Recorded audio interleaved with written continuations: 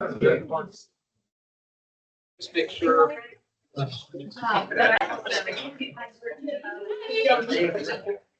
Carbonic Stover. Nice to meet you in person. Yeah, that's popular. Having people sit wherever they want. Age. Yeah, good to see you.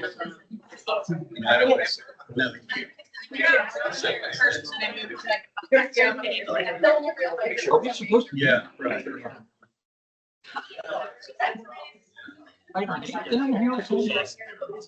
Yeah, gotcha. Yeah, gotcha.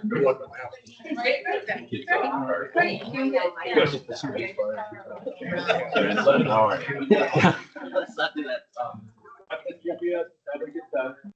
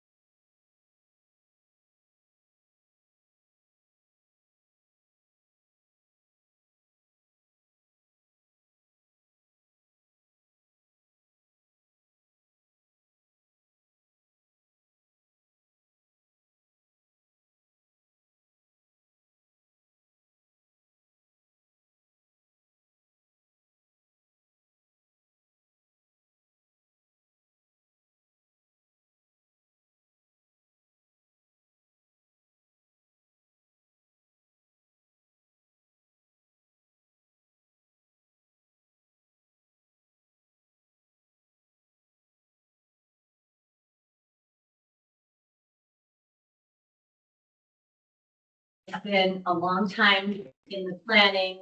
It's a major priority for the governor. And I just really appreciate that all of you are here. Some of you have traveled to be here. You're all important people in this state, important people to this state.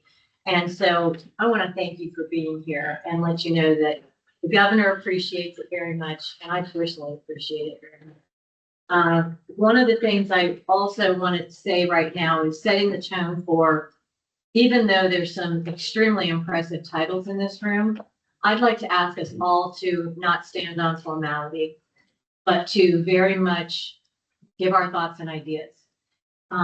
Please don't feel that this is a formal conversation. This is a conversation where we can all put ideas on the table because this is an unprecedented time in our country's history. And I say all the time that Indiana is a great place to live and work because I've lived several different places, grew up in Virginia, and our family ended up here 15 years ago. And I've loved this place better than anywhere. And so I want to be a cheerleader for Indiana. And so I always say Indiana is a great place to live and work. And I always say that energy is equals prosperity. We're dreaming. And so what we do here and what has been done in the past allows us to deploy that vision. And moving forward, it's going to be more important than ever that we set an environment that our utilities, that our corporations, the utilities of all kinds can operate according to those 5 pillars that we have in place. And on behalf of Hoosiers, and that we can establish that electricity that creates prosperity and that does it clean, efficiently, sustainably, reliably, with resilience. And I'm sure I probably left out one, but it's a really important time and I really want to hear your input. Before we get started, what I'd like to do is go around, have everybody in the room introduce themselves. And why don't we start in the back row with the person first, Mallory, and then go to Brian first. Okay, Mallory? Hi, I'm Mallory Temple. I'm Secretary's assistant. It's nice to be here today. I'm so glad you all could make it. I'm looking forward to a great meeting. Good afternoon, Brian Bergson with Indiana Michigan Power. We're a unit of emergency.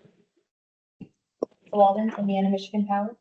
I'm Alexa Schaefer, Indiana Michigan Power. Carolyn Rice, Indiana Municipal Power Agency. Matt Long, Indiana Energy Association.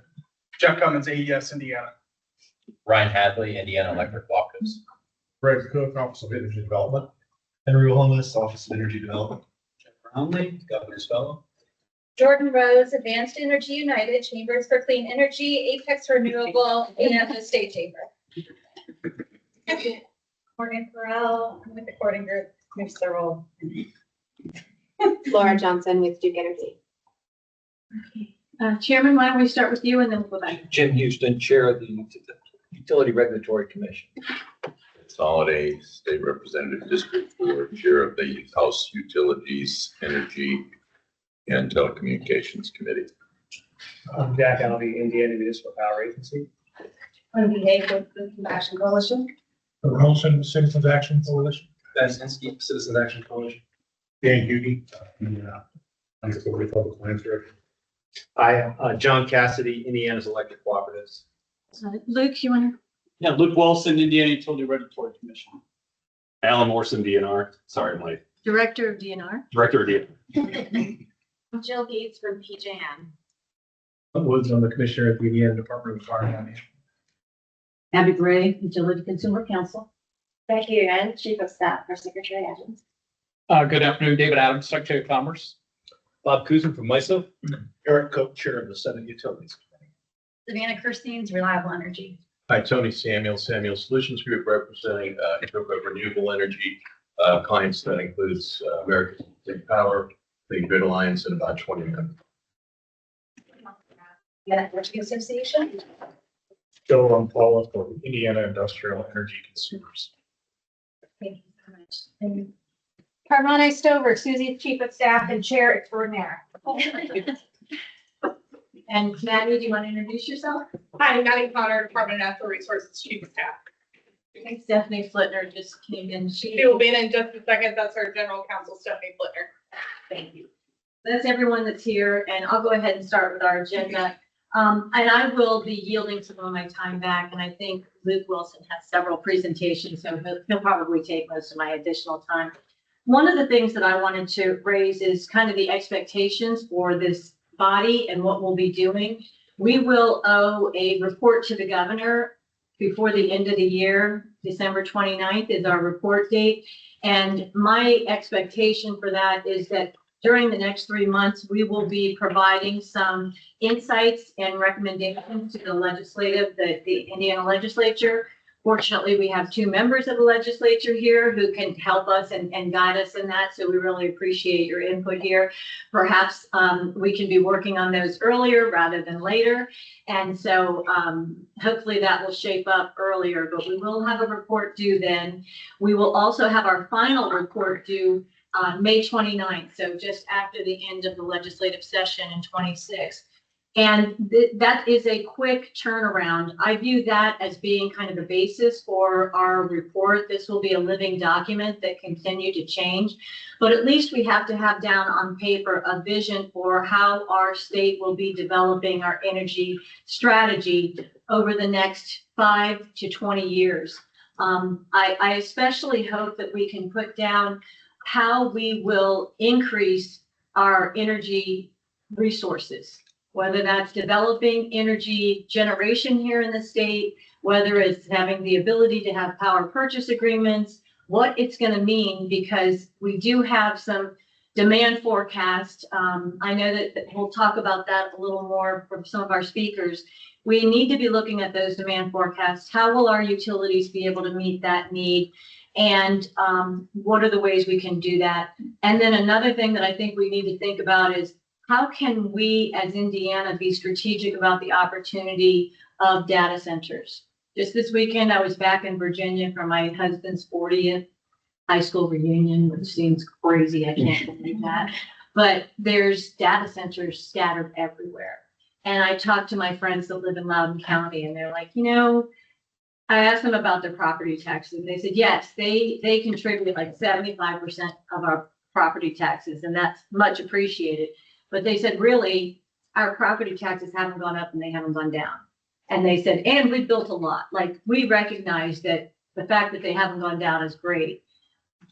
And there's been a lot of development in the area. So they have contributed a lot. But also, there are these beautiful big homes and very close by are data centers. The place that they have been located is a real problem. And so I think it's an opportunity for us to learn from a state like Virginia, who had no time to plan for it. We at least have some time to plan for it.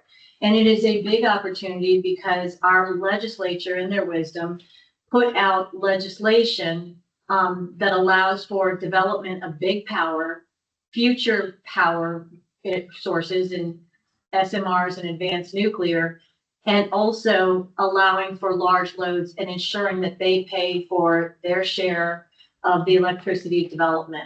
So with all of that, what can we do to make sure that those data centers get placed in an area that's strategically advantageous and not encroaching on the piece of our state, and that it works for everybody? So that's one thing I wanted to put out there. The other thing is I'd like to ask you, for in anticipation of our November 17th meeting, think about a SWOT analysis.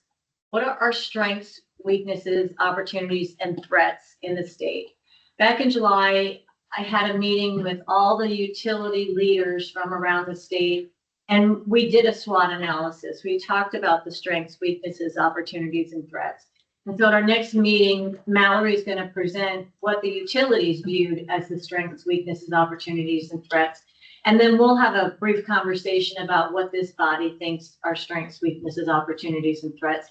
And that can go into our report. Also, our staff will be following along with your progress and have an outline for what our report will be. They'll be filling in that outline as we go along. So you guys won't have to be tasked with writing parts and pieces of the report. The report will be building as we go, and you'll have the opportunity to review it, edit it, change it, participate in writing it as much or as little as you want. But we have staff that will be building it as we go. So that's kind of the plan. Does anybody have any questions for me on that? Okay, then we'll go ahead and we'll turn it over to Representative Ed Soliday to go through the 21st Century Energy Task Force. So you can go to the next slide. Normally I don't like slides with less than 18 points, but I had some help with this. So the 21st Century Task Force, Senator Cook wasn't chairman in the Senate, but at that time, most of us who had been on the committees, and Senator Cook was chairman in the House committee before he's chairman in the Senate, were well aware of the duck bill, and that basically is where demand was going to exceed supply. And we knew it was out there. It was moving this way.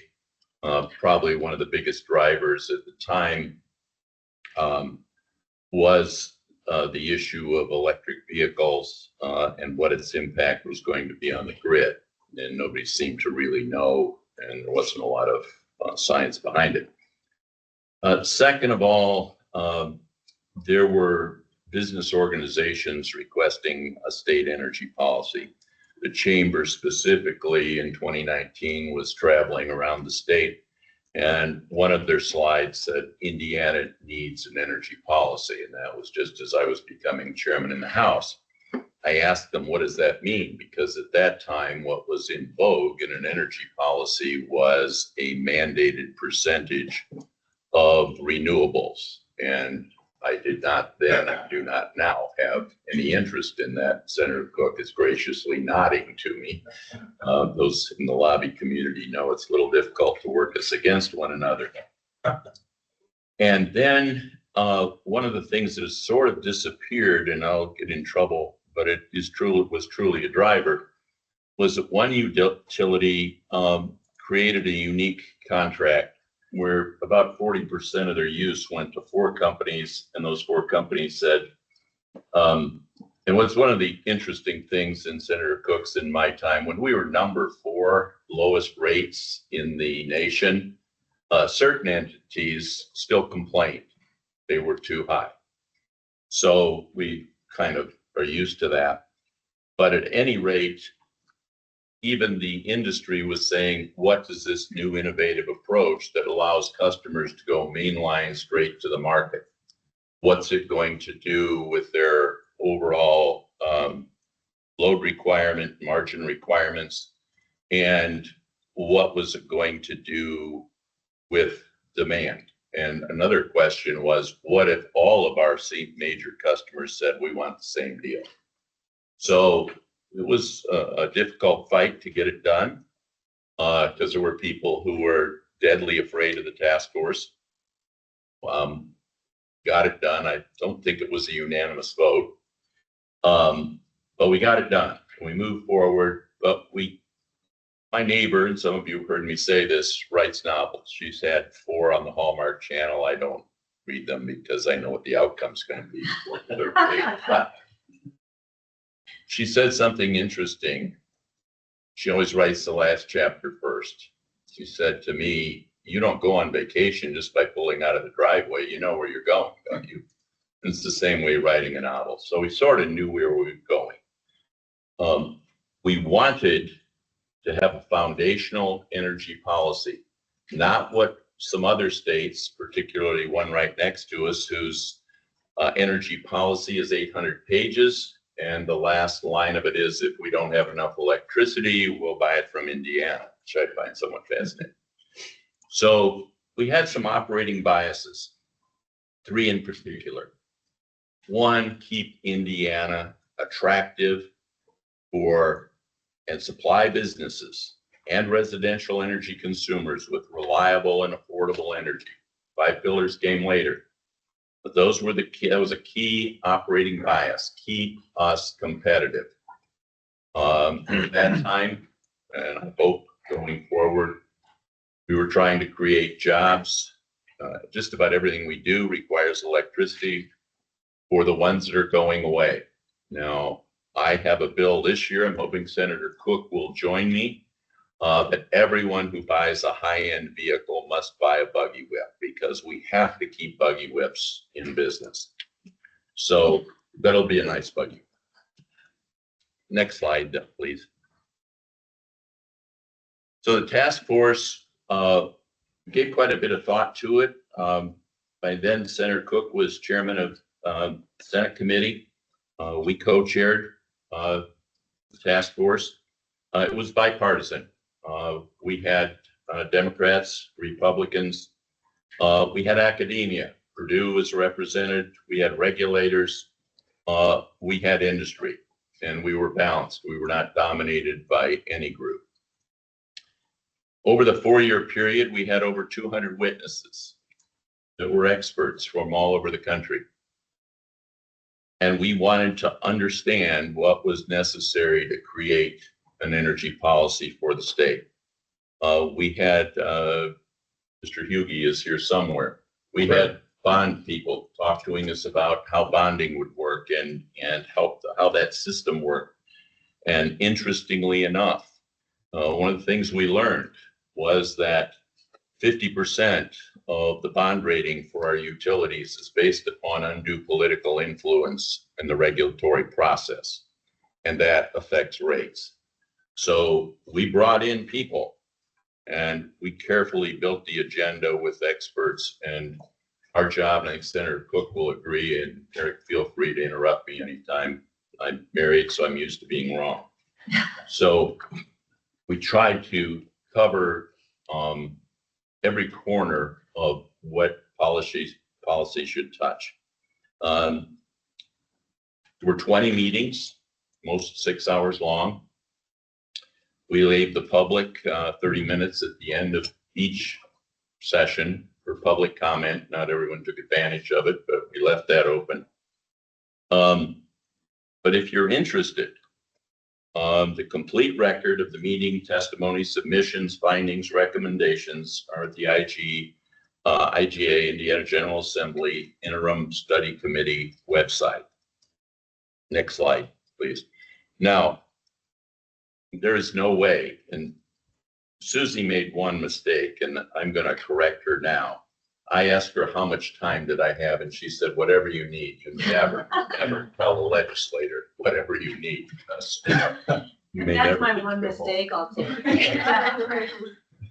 You will never go home if you go. So this will probably be less than 20 minutes. I'm trying to cover the things that had outcomes because I think Senator Cook and I agreed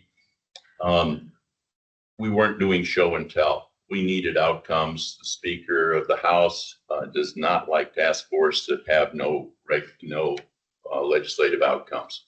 So we, throughout the process, and I didn't list them all, but we have had outcomes that are measurable.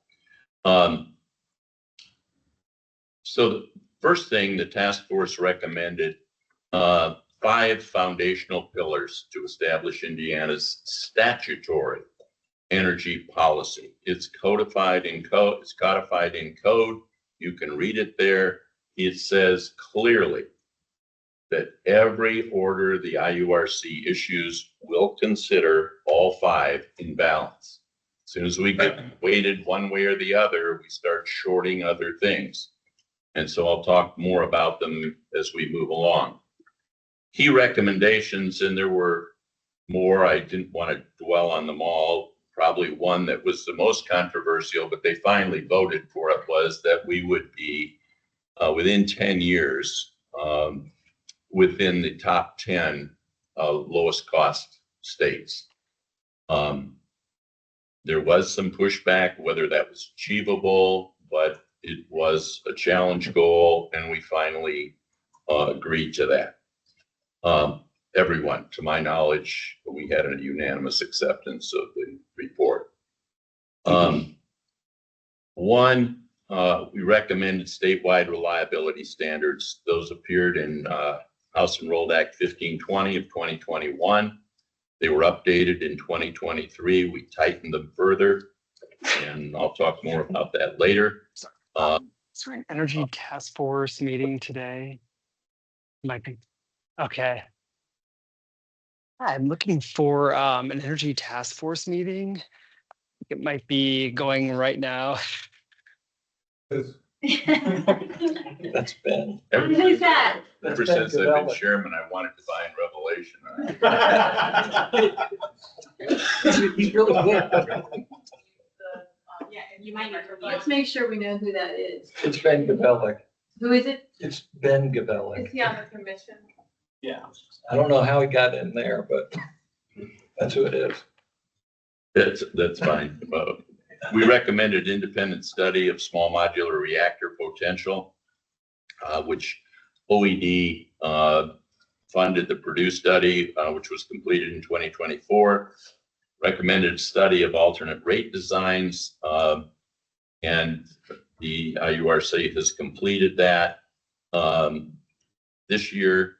That report is out there. And then one of the ones that I'm frustrated with, I think Senator Cook is, we've passed it out of the House and not been able out of the Senate, and that's providing incentive. We did provide incentives, but we have not really gotten to the place where we can get real incentives for a location of renewables and other things. The locals do have the right. This is not Venezuela. They do have the right to have some control over where things can be put. So what we did do, we'll talk, and maybe I'll even let Senator Cook talk about it a little. We did, and what's really tickles me with this, because I don't go to Facebook or anything, but on Facebook it says that Senator Cook and I gave the utilities eminent domain authority this year. Actually, it was myself and Calvin Coolidge who did that years ago. Senator Cook's a little young for that. What we did was we said, if you've already gone through the process of zoning and so forth, and you have a generation facility there, then you can replace it with something else. It can be gas, it can be nuclear. So one entity likes to spin, and there may be a solution to that shortly, that you can put a nuclear reactor next to a school. That is nowhere in that bill. So next slide, please.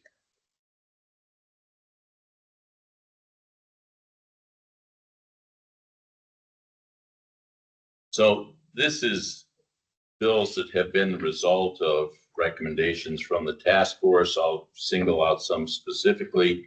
1007 established a number of things, an EGR plan that the IURC can use, which gives some accelerated approval programs, advanced transmission technologies, which is really using our transmission systems more efficiently so that we don't wind up with steel trees everywhere. Senate Bill 423 it's an SMR partnership pilot program. In fact, I think Senator Cook and I agree that it really isn't a pilot. Anyone can use it. And then 424, which we'll talk a little, this one tickles me to no end, so we'll talk about that further on. And then 425, energy production zones. 431, which is an interesting one. It really didn't come up in the task force, but we included it here. It was interesting, the spin in the newspapers. And I would say it in this forum, there have been instances where a very large load data center had a large load and then shut down, and it shocked the grid and tripped a number of things. So what we said in the bill, and Senator Cook was the author, is that if you are one of our country's detractors, then you have to have your own power supply so that you can't shock the grid. And the spin was, we said that 50% ownership. Again, we did what NERC asked us to do, and the spin was again entertaining. The 5 pillars was in 1007 of 23. We'll talk about that in a bit. 1417, asset depreciation and retirement of deferred costs. An interesting spin that has been going around, and someone thinks the life of an energy source is when the mortgage is paid. Unfortunately, that's not how the world turns. When we have an airplane that can no longer fly for whatever reason, and we owe money on it, the bank doesn't say, oh, shucks, that doesn't work anymore. You don't have to pay us. You pay. So if you close a plant, you still owe them. And running it, let me give you an easy definition of what useful life of a capital asset is. I've lived it. When its cost to maintain and operate exceeds its ability to produce revenue, it is done. In my industry's world, we either sell it to an Arab prince or we send it to the boneyard and cut it up. You cannot sell chicken at less than cost and make it up in volume. It's over when you cannot make money with it. So basically, we had plants closing. This is not a mandatory, but it gives another option in how to take care of that debt that is still open on a plant that is no longer useful. 1420, great battle. That is about first right of refusal for transmission. MISO probably talk a little bit. They're letting some things for new transmission. We want Indiana utilities to have first right to bid. Then in 1421 of 2023, CPCN's orders were taking allegedly 300 days, but you could ask for an extension, so they were going 330. I've said to the IURC with Senator Cook's concurrence, time to do some process mappings. Our processes are very, very long. You see the same people testify the same things over and over. So that particular one reduced the CPCN process to 220 days. Then 1520, we'll talk about liability metrics. 1470 is to DSIC flexibility. That was passed before I was chairman. I think Senator Cook, Senator Hirschman, then Representative Cook worked with that. Then we modified it somewhat. It's real simple. Kentucky doesn't have it. We saw it as an investment in the future, incentivizing the utilities to rebuild an aging infrastructure. That's how you don't wind up with power interruptions, so forth and so on. It's been controversial. I think Senator Cook and I have been fairly adamant. It is essential for us to remain competitive that we are replacing poles, transformers, and other things that are aging. So that was established in 560. Next slide, please. These are the 5 pillars. Reliability is obvious. We need to have enough energy to meet margin and demand. Affordability is pretty obvious. We need to be competitive in our state, but occasionally we seem to think in the last few weeks that the only issue is price. Without looking at what other states are doing, rates are going up in every state. And just if Senator Cook and I could reduce rates, we do it tomorrow. That is an automatic winner. For reducing rates, there are unintended consequences in how we do it. Resiliency, because it's been debated, what does it really mean? Our definition is recovery from off-nominal events. Thunderstorms, hurricanes, we don't have any of those, and preventing off-nominal events. Stability, we don't talk a lot about it, but our manufacturing processes are becoming more and more dependent on stable voltage and frequency. Eli Lilly, I'll get the numbers wrong, but quite frankly, when an airplane flies over the solar array at the Indianapolis airport, voltage and frequency fluctuate. There is technology that fixes that. And so we're back and forth a little bit on this issue because what does true stability mean? Where I live in the village of Euston, we read and watch television. We don't care if it fluctuates a little. If you're making pharmaceuticals and you're going to lose $100,000 worth in a minute and a half fluctuation, then it's important to them. So we put it in the list. And lastly is environmental sustainability. When we were writing, and this hasn't changed, I think everyone wants clean air. But again, a lot of what we did was to respond to the market. The market was a driving force. We had 50 billion in new business and every one of them wanted renewable energy. Now, most of them couldn't run on renewable energy only. And so it is one of the pillars. It is one of the difficult things for Senator Cook and I is Washington is bouncing off the sides of the clock case. We're going from Obama to Trump to Biden, and it's not a little change. They're monstrous changes that have huge effect. So we wanted to remain competitive no matter how crazy Washington went.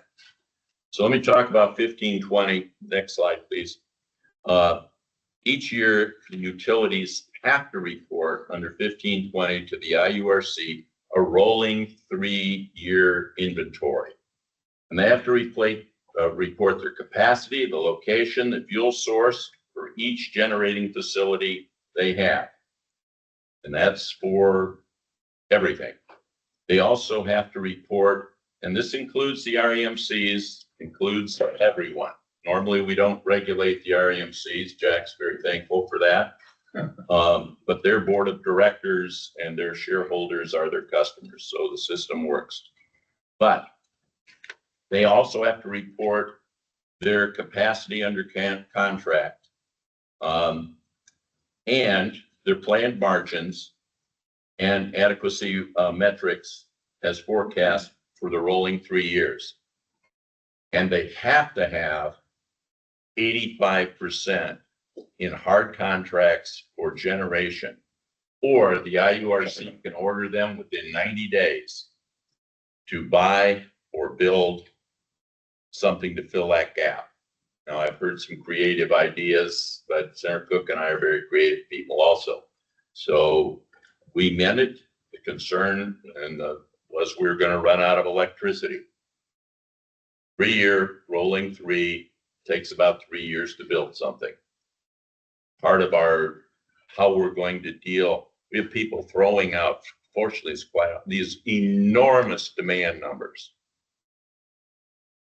And yet in my area, there were going to be 40 data centers. Now they're going to be 8, is moving all over the place. So we've said forecast for 3. If you're not adequate, you can start building in that 90 days and meet the 3-year requirement. It takes about 3 years to build a major facility. Manufacturing facility takes about 3 years to build a gas-fired generating facility. The IURC is mandated. They have to do an investigation if after they have looked at it and it doesn't look like they're going to meet the 85% goal. Next slide, please.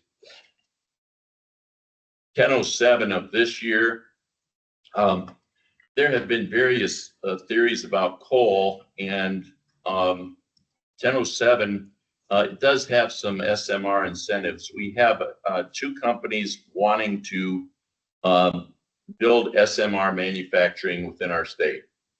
One of them, Rolls-Royce, builds the biggest SMR, and that's 470 megawatts. That's 500 jobs all over 6 figures. We would really like them to come here. Looking at the Purdue study, we do assemble micro reactors here in the state down along the river, Mount Vernon. And I believe the Purdue study said that they needed about 100,000 square feet more, but they needed some incentive to build that 100,000 square feet to build SMR. So this was intended for those entities, a significant tax credit for them to build in Indiana. As I said, it provided for expedited generation resource plans. And then the key one is there are folks sitting at this table who would like to shut down all coal-fired plants tomorrow and would do it if they could. And that's not going to happen. There are other people who want them to run forever, no matter how much they cost. And that's not going to happen. So what we did was try to find something that would make everyone equally unhappy. So in 1007, we said a utility may petition the IURC to shut down a coal-fired plant or a gas-fired plant or nuke. And they can apply up to 3 years in advance, and the IURC must conduct an investigation and must issue an order. They can't just blow it off. They have to issue an order. And you can read through all of the rhetoric in the bill. Boils down to two things. Utility must show equal replacement capacity. They can't shut down 800 megawatts of coal and not have it replaced with something. Care what it is, it's America, it's their company, replace it with something. Utility must show economic benefit to the consumer. There is public input. Can argue the case that it's not of economic benefit, but you must prove that it's an economic benefit.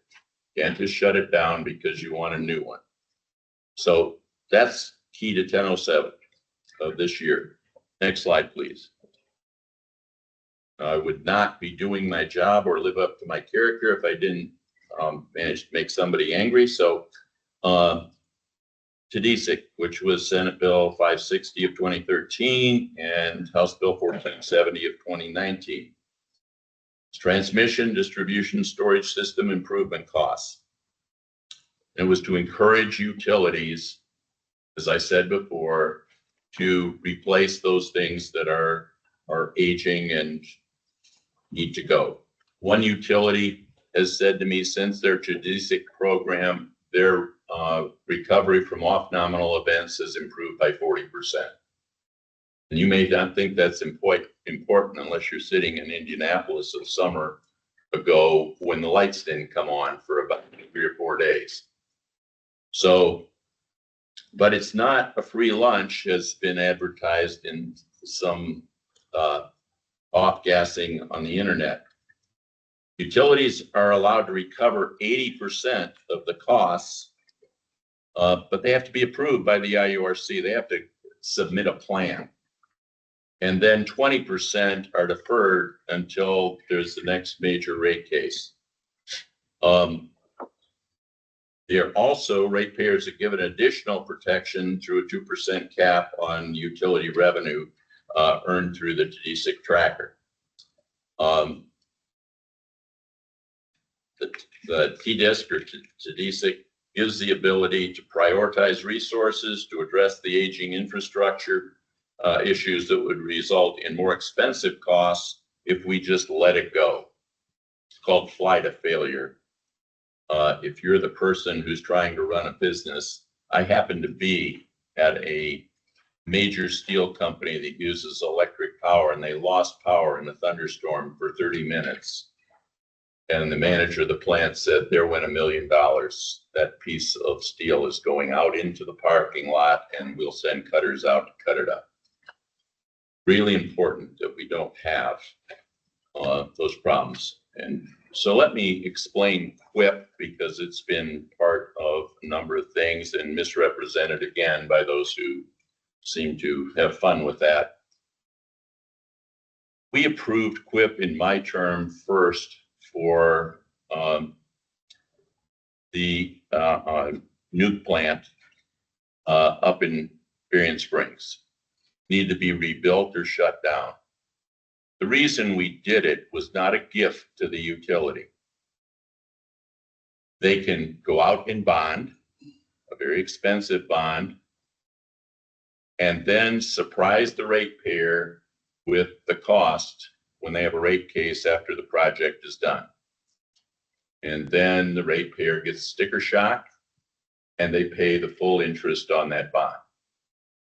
What QIP does is allow for the ratepayer, for the utility to present a plan that's reasonable and allows the ratepayer to pay as they go, as opposed to doing this, the rate goes up like this. And it's at worst a less expensive bond because, and Dan can explain why, because it is more assured that the income is coming. Or in some cases, they don't bond at all. So use it for large projects. The next is CPCNs, certificates of public convenience and necessity. They're required in a lot of cases. The process allows utilities to pursue a variety of projects better served. We continue to work with this to make it more efficient. And those are the key things we've done. Now, some impacts of the task force. There are many recommendations. Feel free to look at them. If you look at this slide, that since 2019, when the task force started, Indiana's national electricity affordability ranking has moved from 28th to 23rd, which is a significant turnaround. If you look at the other years, it was steadily going up. Now it has started to come down. Apart from Kentucky, ours are the lowest in the Midwest of our competing contiguous states. But what is unstable and what none of us really know, maybe somebody at the table does, with the expiration of the tax credits, and I have this feeling about economics, when you mess with the market messes with you. So we so over subsidized, and this is not a campaign against renewals, we so over subsidized them. When you turn your lights on in the morning, here in Indiana, at least where I live, you're probably using Iowa wind because they can bid so much lower than everybody else, but the pipe isn't big enough to continue it throughout the day. So with that, the expiration of that tax credits, what that will do to the market with renewable energy, I don't think any of us know. Some of them are saying to me that they have the margin that they can stay in business.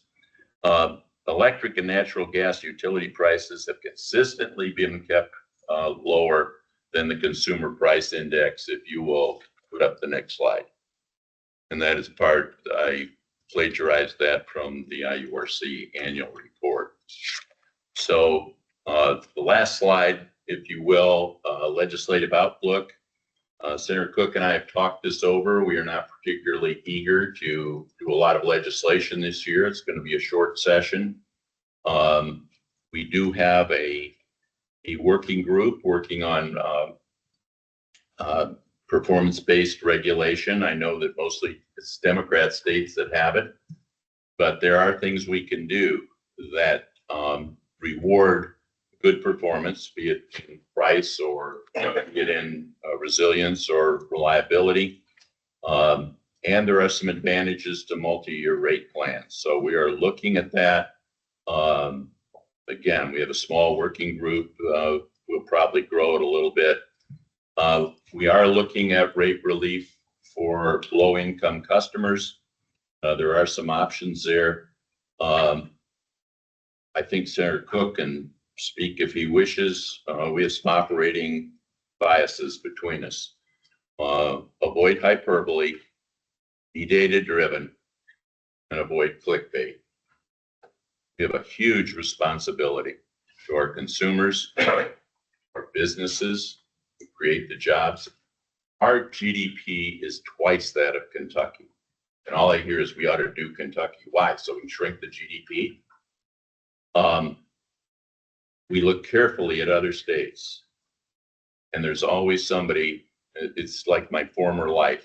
Almost everybody in America can coach the Chicago Bears, raise the neighbors' kids, and run an airline. Hugely, hugely complex business. And when you push in one place, it will bulge in the other. So with that, Madam Chairman, whatever. Senator, did you have any comments? I tried very hard to find something to take issue with. As we always do, President Solnay shared these slides in advance and I had the opportunity. It's the way we work. Thank you. All right, thank you. Okay, thank you so much, Representative. Appreciate that very much. And now moving on to the IURC, Luke Wilson, and Luke will share on Indiana 101, where are we today, kind of laying the landscape for our energy background. And Luke, take it away. All right, 2 confessions to start up. Number 1, I was counting on Chairman Soliday to take up all my time, so I did my best, Luke. Number 2, my high school mock trial coach would be appalled that I brought notes up with me, so I apologize to Mr. Heath for that. So this slide deck, I'll go over a couple things in the outline. We're going to talk a little bit about what the commission does, the regulatory process, our regulatory partners, generation planning and transition, as well as resource adequacy. I've designed the slide deck. I'm going to fly through it because I have a lot of slides, but it's supposed to be a resource that you can come back to and use if you need a refresher. So with that, utility regulation. Why do we regulate utilities? Why do we grant them monopolies? Well, economists treat utilities as a natural monopoly. You do not want 2 sets of poles down the same street taking up your right of way. You want to avoid those high costs of duplication. And so that way you assign exclusive franchise or service territory to one entity to serve all the customers in that area. So that way you only have one set of service. In order to give that sort of right of monopoly, you essentially require that entity then to have a provide safe and reliable service to all their customers. They have an obligation to serve any customer that comes into their territory. In exchange for that monopoly, again, the government also regulates the rates and charges of that utility. So what does that mean? What do we want to avoid? Well, we want to avoid this in our streets. And so that's why we regulate and grant utilities a monopoly, because I do not want my street, my town, or in rural Indiana looking like that in order to have competition in the distribution system. So what's the IURC do in the state? How do we regulate those rates? Well, we regulate those rates by actually setting rates and charges for utilities under our jurisdiction, which in the electric industry is mainly investor-owned utilities now and a handful of municipal utilities. The commission, like a lot of other commissions throughout the state, uses cost of service regulation. That means we analyze what it takes for a utility to provide safe and reliable service, taking sort of their capital investments in the rate base, their operating expenses from paying their employees to their trucks, their fuel costs, et cetera, and then allow them the opportunity to earn a reasonable return on those investments on rate base and giving them recovery of their operating costs. As part of that, the IURC is required to be an impartial regulator of these utilities, find facts in the evidence in the case before us and rule on those based on that evidence, allowing other entities like the OUCC, INDIAC, Citizens Action Coalition to submit their evidence in the case about why we should rule one way or the other. So who are and additionally, we have resource adequacy requirements. So the commission will make sure utilities have enough generation to provide that safe and reliable service to their utilities, making sure they have enough power generation at peak demand to serve all their customers safely. The IURC also requires our utilities to submit integrated resource plans. These are 20-year documents looking ahead to see how our utilities are going to project to meet their forecasted demand. They submit these every 3 years because you want these plans to be flexible. You want to have the lowest cost reasonably possible while maintaining flexibility. Once you lock in, you're making a 30, 40, 50-year capital investment where you may be making a poor decision in the long term for short-term damage. So that's why RFPs want to be iterative and you want flexibility with that. And as Chairman Soliday mentioned, the IURC also approves the building of any new generation in the state, making sure that you ensure the cost recovery for those investments and for our regulated utilities, and you allow the marketplace to recover the investments for utilities that are independent power producers. And so with that, let's get a little bit into the alphabet soup of utility regulation in the country. So we have the Federal Energy Regulatory Commission, I'll refer to them as FERC, North American Electric Reliability Corporation, or NERC, regional transmission organizations, MISO, PJM in Indiana, and then Reliability First. So FERC is the entity created by Congress to oversee the nation's bulk power system. And so what do we mean by that? That's the high voltage transmission system. They're regulating interstate commerce between the states, so electrons moving from one state to another. So FERC oversees the regional transmission organizations in the country, MISO and PJM included. FERC also, and I'll get into this in the next presentation, oversees mandatory reliability standards emanating from the blackout in 2003. And so FERC oversees the NERC, the North American Electric Reliability Corporation.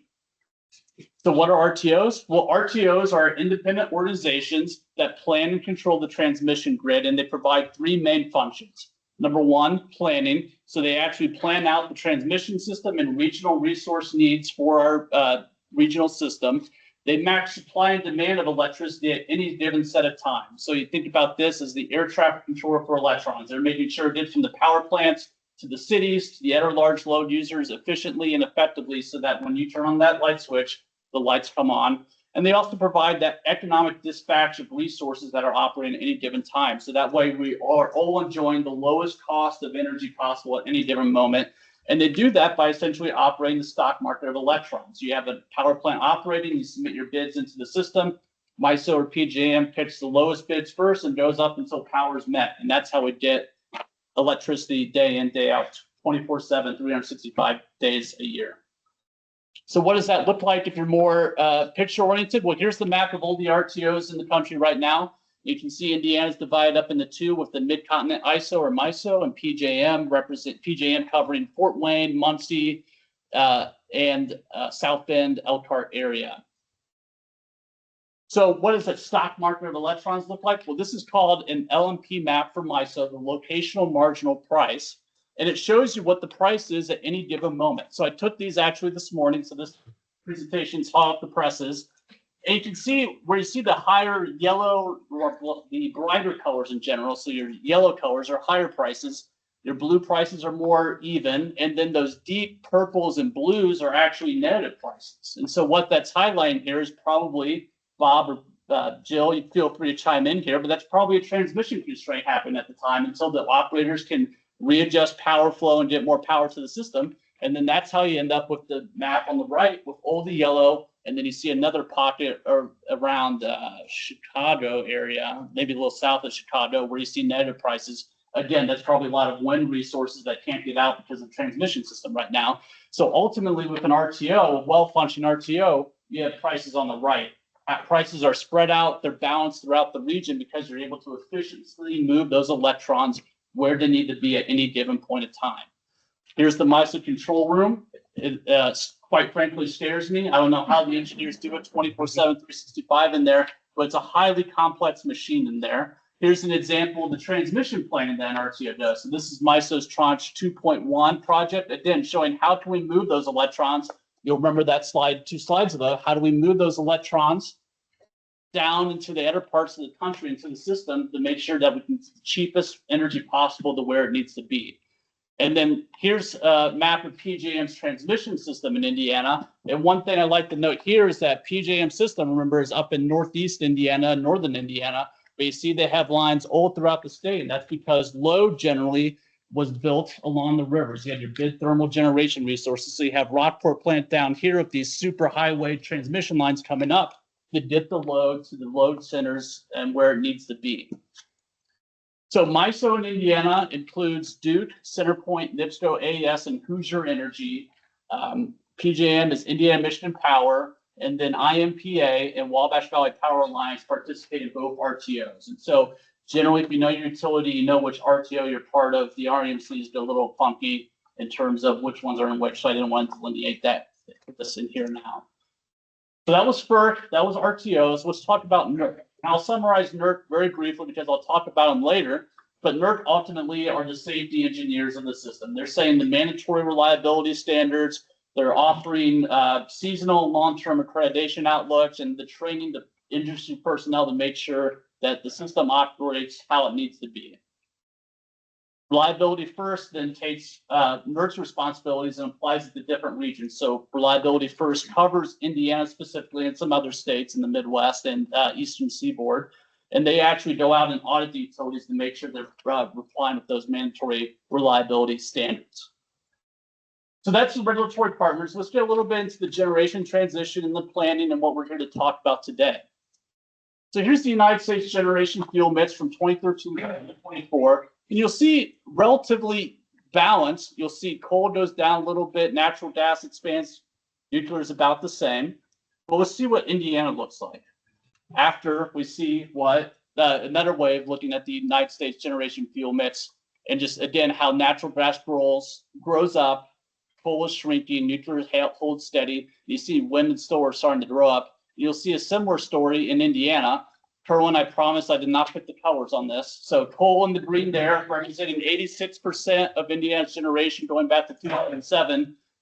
Prior to 2007, going back to the 90s, and coal would make up 90-95% of Indiana's generation mix. Go forward to 2015, you see coal shrinking, natural gas expanding a little bit. You go forward again to last year, and you see coal shrink even more, and natural gas really grow to expand out and sort of replace coal. Another way to look at that, the way I prefer, is to see it in the table, and you can sort of see that transition for each of those generation resources over time. So what does Indiana's actual in-state generation look like? Well, I pulled the latest U.S. Energy Information Administration data to show that in-state generation for Indiana as of August was 29 gigawatts of summer nameplate capacity. And you can see both coal and natural gas leading the way, and wind and solar having big chunks in the state right now. So what does that look like then in terms of what our utilities have to serve Hoosiers? Well, we go from 29 gigawatts of nameplate capacity in Indiana to about 24 gigawatts of nameplate capacity in Indiana for what serves Hoosier customers. So this can also include not only resources in Indiana, but resources outside of Indiana that utilities have built or contracted for to serve Hoosier customers, including the Cook Nuclear Power Plant, which is just over the border in Bridgman, Michigan, that I&M sends about 2/3 of its power is assigned to Indiana Michigan Power. And this is in our annual report as well. And so what is this showing in general? Well, the electric transition is happening slowly but surely. And what's that story been over the past 20 years? We've seen retirements of thermal generation, coal, oil, some natural gas. You've seen the growth of wind and solar. So wind has doubled or tripled over the past 10 years. And solar has exploded from being nothing on this map, if you go back here, nothing, to being 1.8% of our generation. And then you've also seen, as I mentioned earlier, the replacement of coal with natural gas generation. But what's causing that? What's driving that? Well, I'm going to identify three things here: your energy market economics, your federal and state policies, and aging generation plants, or how I refer to it, the natural build cycle of power plants. And so why is renewable energy growing so much? Well, they have lower capital costs. They're a little bit faster to build. We've gotten more efficient with building them as time has gone on. And they also have no fuel costs to produce electricity and have lower maintenance costs than some other plants. And they've enjoyed very favorable tax treatment from the federal government in terms of production tax credits and investment tax credits that's helped reduce those costs down. So how does that capital cost look? Well, this is from the Lazard report that shows levelized cost of energy. It's basically taking your capital costs and your maintenance costs over the expected life of the asset. And the big thing I want you guys to note here is the fact that both wind is sloping down, but solar is really having exponential growth in terms of the ability to reduce the amount you're spending on capital investment. And that's what's driven renewable energy to grow up so much in the state over the past 10 years, is the fact that the cost to build them are going down over time. Now, let's talk a little bit about the aging plants and the natural build cycle that I talked about earlier. Well, in general, as your plants get older, they need more maintenance. Just like your car, your house, just more things break over time that weren't designed to last that long. You need to replace and spend money. And so at some point, it becomes cheaper to build a new plant, whether it be a new thermal resource or a different type of resource to replace that ultimately. And NERC identified this in their summer assessment for 2025, just saying that aging generation facilities have increased challenges to maintain their generator readiness and resource adequacy, which is just utilities are having to do more maintenance on their older units in order to keep them in service and have them be ready to go when the grid actually needs them. And why is that important? Well, because we do integrated resource plan. Like I mentioned earlier, the IURC requires our electric utilities to plan out 20 years in advance, every 3 years, to make sure how are you going to meet the needs of your system in the cheapest way possible while maintaining that flexibility. And so again, you have the 5 investor-owned utilities submit those. IMPA submits them. Hoosier Energy and Wabash Valley all file IRPs with the commission, demonstrating how they plan to meet that demand. So again, your objectives provide safe and reliable power at lowest delivered cost, and you have to account for changing economics, public policy, and electric demand. That's been highlighted, I think, so clearly over the past 5 years with the changing federal administrations, the changing tax policies of Congress. That's why you want flexible IRPs all the time. And so generally in the past, like I mentioned, investments in natural gas and renewable energy resources will likely provide the best long-term value for ratepayers. That's what IRPs have shown over the past 10, 15, 20 years, because fracking has reduced the fuel cost of natural gas, making them competitive and then better than coal plants. Environmental policies have essentially weighed down aging coal plants. So not only are they older in general, they're also having more requirements foisted upon them. Utilities are having to make more capital investments to keep them running, to keep them in compliance, which hurts their economics. So a prime example would be having to install air scrubbers on your coal plant. And now your 500 megawatt coal plant has to run a 50 megawatt air scrubber in order to meet environmental compliance. So not only are you spending money to keep that coal plant running, you're devoting some power to keep that plant running and no longer able to sell that energy into MISO or PJM. And you've also again see renewable energy costs have declined significantly, which I showed with that sort of Lazard levelized cost of energy graph. And so what's happened in Indiana with our IRPs? Well, we've been mainly replacing existing generation in the state. So I took this from SUFG, so hopefully setting up Sunil well for his presentation next. But you see Indiana's peak demand has been flat for the past 15-ish years, which means you don't need new generation in the state or expand your generation amount in the state. You're just replacing the resources that you already have, which is why wind and solar and other renewable resources have been attractive and why you haven't seen a lot of actual growth in what we can serve overall in the state. And so another way to look at that again is Indiana peak demand requirements. So the amount the state has needed at the peak time, usually in the summer, has actually gone down with energy efficiency gains. And so people are using less energy in general, which means you don't need as many resources, which means you can allow some less efficient plants to retire. But that's all changing. I may be stealing the thunder of Jill and Bob, so I apologize here. But you see, this is MISO, and you see load growth shooting up now. Again, Indiana, but this is MISO's whole region, relatively flat, and now it is shooting up 2.6% annual growth rate. MISO is projecting now until 2044. Same thing with PJM. And you have all these lower growth rates projected, and now you look at 2025 and it's shooting up, which means what? We need to start building across our whole region. And so why do they need that? Well, in order to build, you need both state permission in Indiana, but you also need interconnection approval from the RTO to be put on the grid. And right now there's a logjam in both MISO and PJM. And so you have 8,300 megawatts of generation that's received permission from MISO, gotten all the technical sign-offs to connect to the grid, that are still waiting commercial operation for one reason or the other. It could be permitting, could be the fact that they can't get their solar panels from the manufacturer in time. And this is also representing the MISO queue. So this is a generation that's received permission. This is everyone who submitted anything. So this is all the speculators, all the utilities. This is from earlier this summer, just showing the nameplate capacity of every generation resources that's just applied for an interconnection queue in MISO that's awaiting to be approved and or built.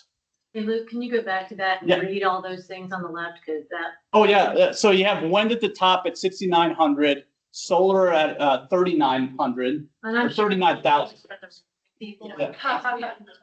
Thank you.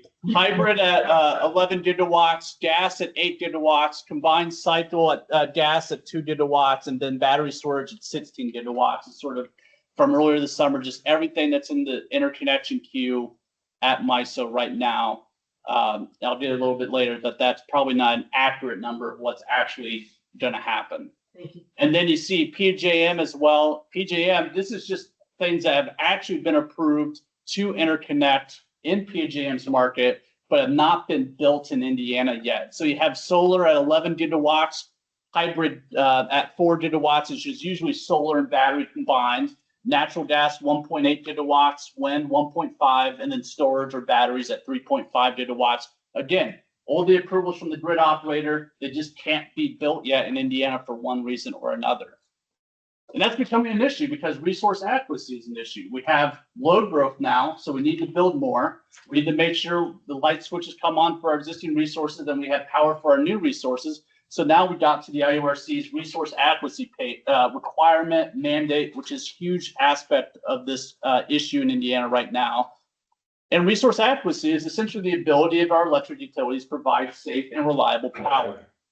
And so utilities need to plan with their IRPs and their generation resources to meet peak demand, plus a reserve margin that the RTO assigns to it to make sure they account for their unplanned outages. And remember that they have that obligation to serve their customers. So they need to have that generation available, and participating in the RTO helps them meet that requirement and that system reliability and economics again, because remember, they can grab power now from other states and bring it in. They're buying the cheapest power available at any given time.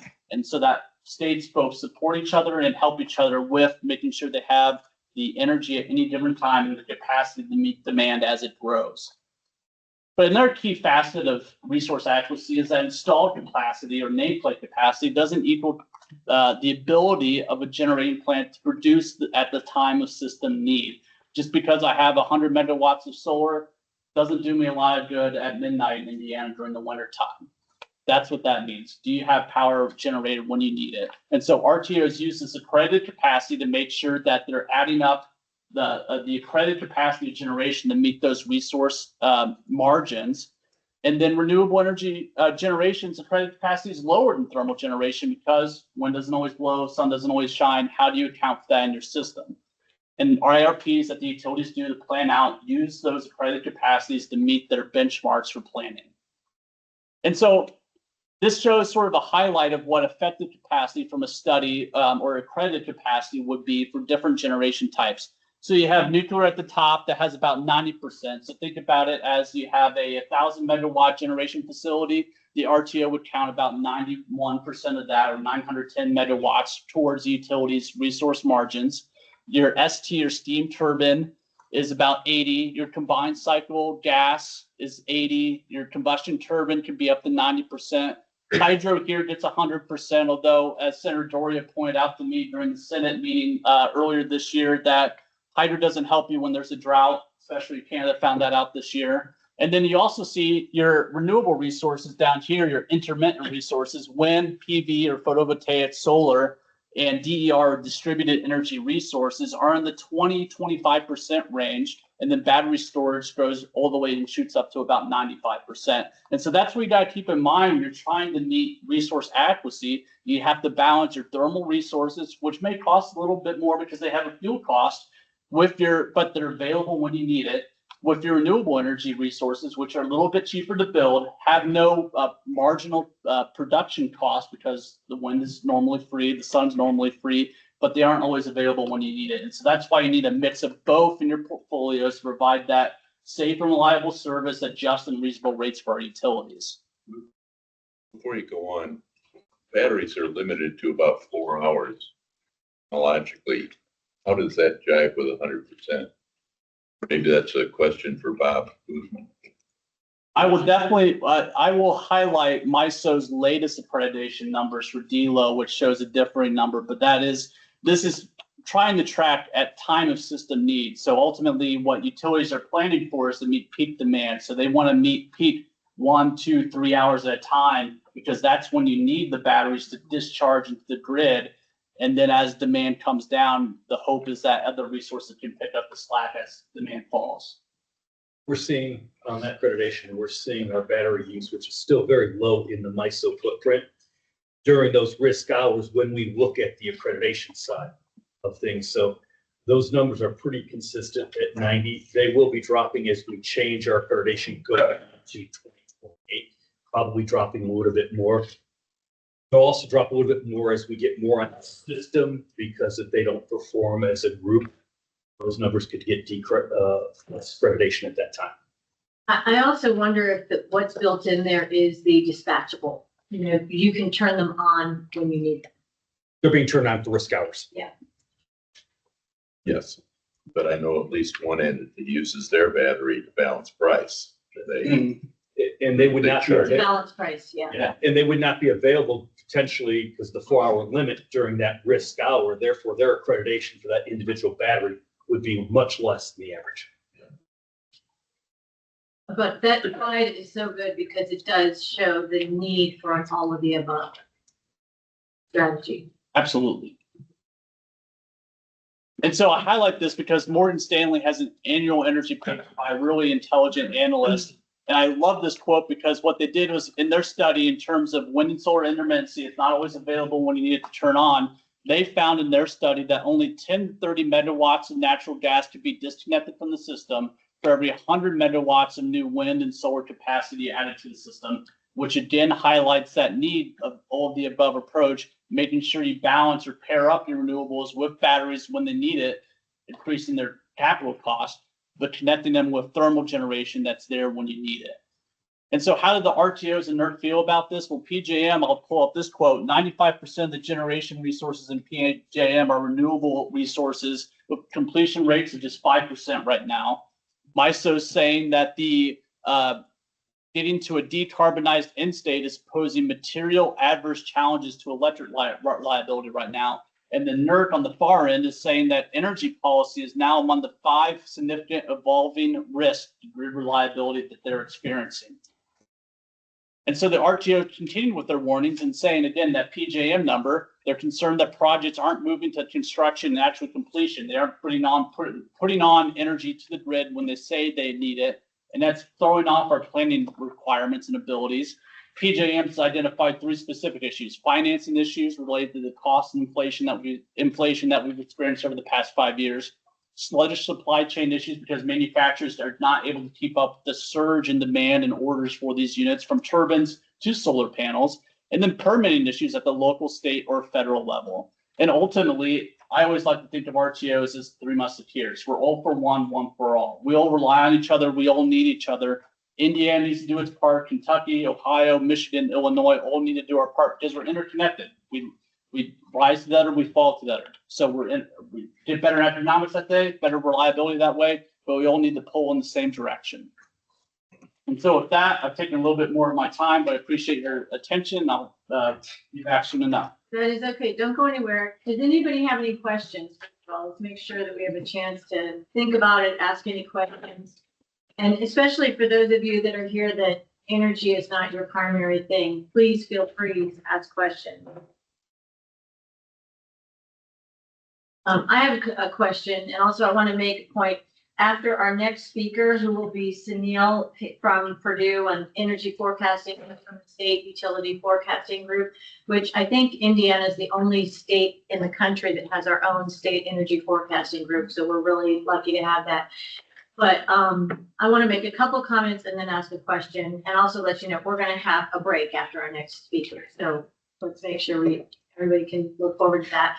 Also, we have our task force here around the table, and we have visitors who are here, and I want to make sure that the visitors know you're welcome to ask questions, but we'll hold your questions till the end. So just, we're happy to hear your questions, but let's keep those to the end, and the task force members to engage throughout the course of the conversation.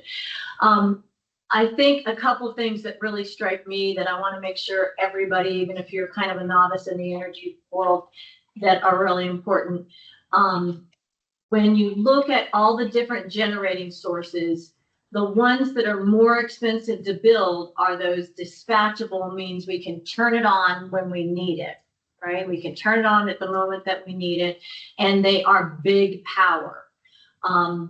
those are more expensive to build, but over the life, once they're built and they're going, they're less expensive generally, unless the cost of gas or something like that goes up, or the cost of coal goes up. But also, you look at countries that have turned off their nuclear power because of disasters that have happened. Like you look at Germany. If Germany had in 2024 kept their nuclear power online, their cost of electricity would have been more than 20% lower than what they've been paying. That is the kind of power that you look at. Yes, it's expensive to build, but once you have it for the long run, it'll be there 80, maybe 100 years, and it makes your cost of electricity significantly less. So we are at the forefront of being able to build that. And I think we need to keep that as a long-term strategic goal in mind. So that's one thing. The other thing is the demand that's coming is real. You know, we go to conferences all around the country. We hear from people all around the country. It started on the East Coast, and the people from the East Coast are saying it is coming. It's happening. This is not a joke. This is not a drill.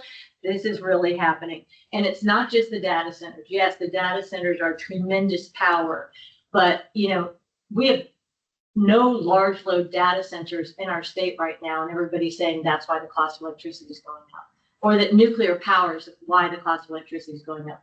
We built one nuclear power plant in the country in the last 40 years, and that's not why the cost of electricity has gone up. All the things that Luke just outlined that have been coming at us for years is why the cost of electricity has been going up. And it's an extremely complex thing, and people want to make it an easy talking point of why our cost of electricity has been going up. So that's another. And the third thing is that those warnings that are happening are real also. And so this is not a time for us to be idealistic and thinking, gee, you know, it'd be so nice to have this future that our energy is, you know, based on butterflies and rainbows. No, we got to get real about the future. And the states that get real and the states that think strategically will be the states that win. And we can do it with those 5 pillars in mind, but we have got to do it. We've got to get serious, because MISO is extremely credible. PJM is extremely credible. They're both operating in our state. They know exactly what they're talking about, and so does NERC. And for all 3 of them to be saying, hey, folks, we're giving you a warning now. We must think about that and take it seriously. So I just wanted to highlight a few of those things. Then my question is for the legislators in the room, the utilities in the room, and the IURC. After the 21st Century Task Force and we had the 5 pillars, can you talk about how things were different? Were things easier to build? Were they harder to build?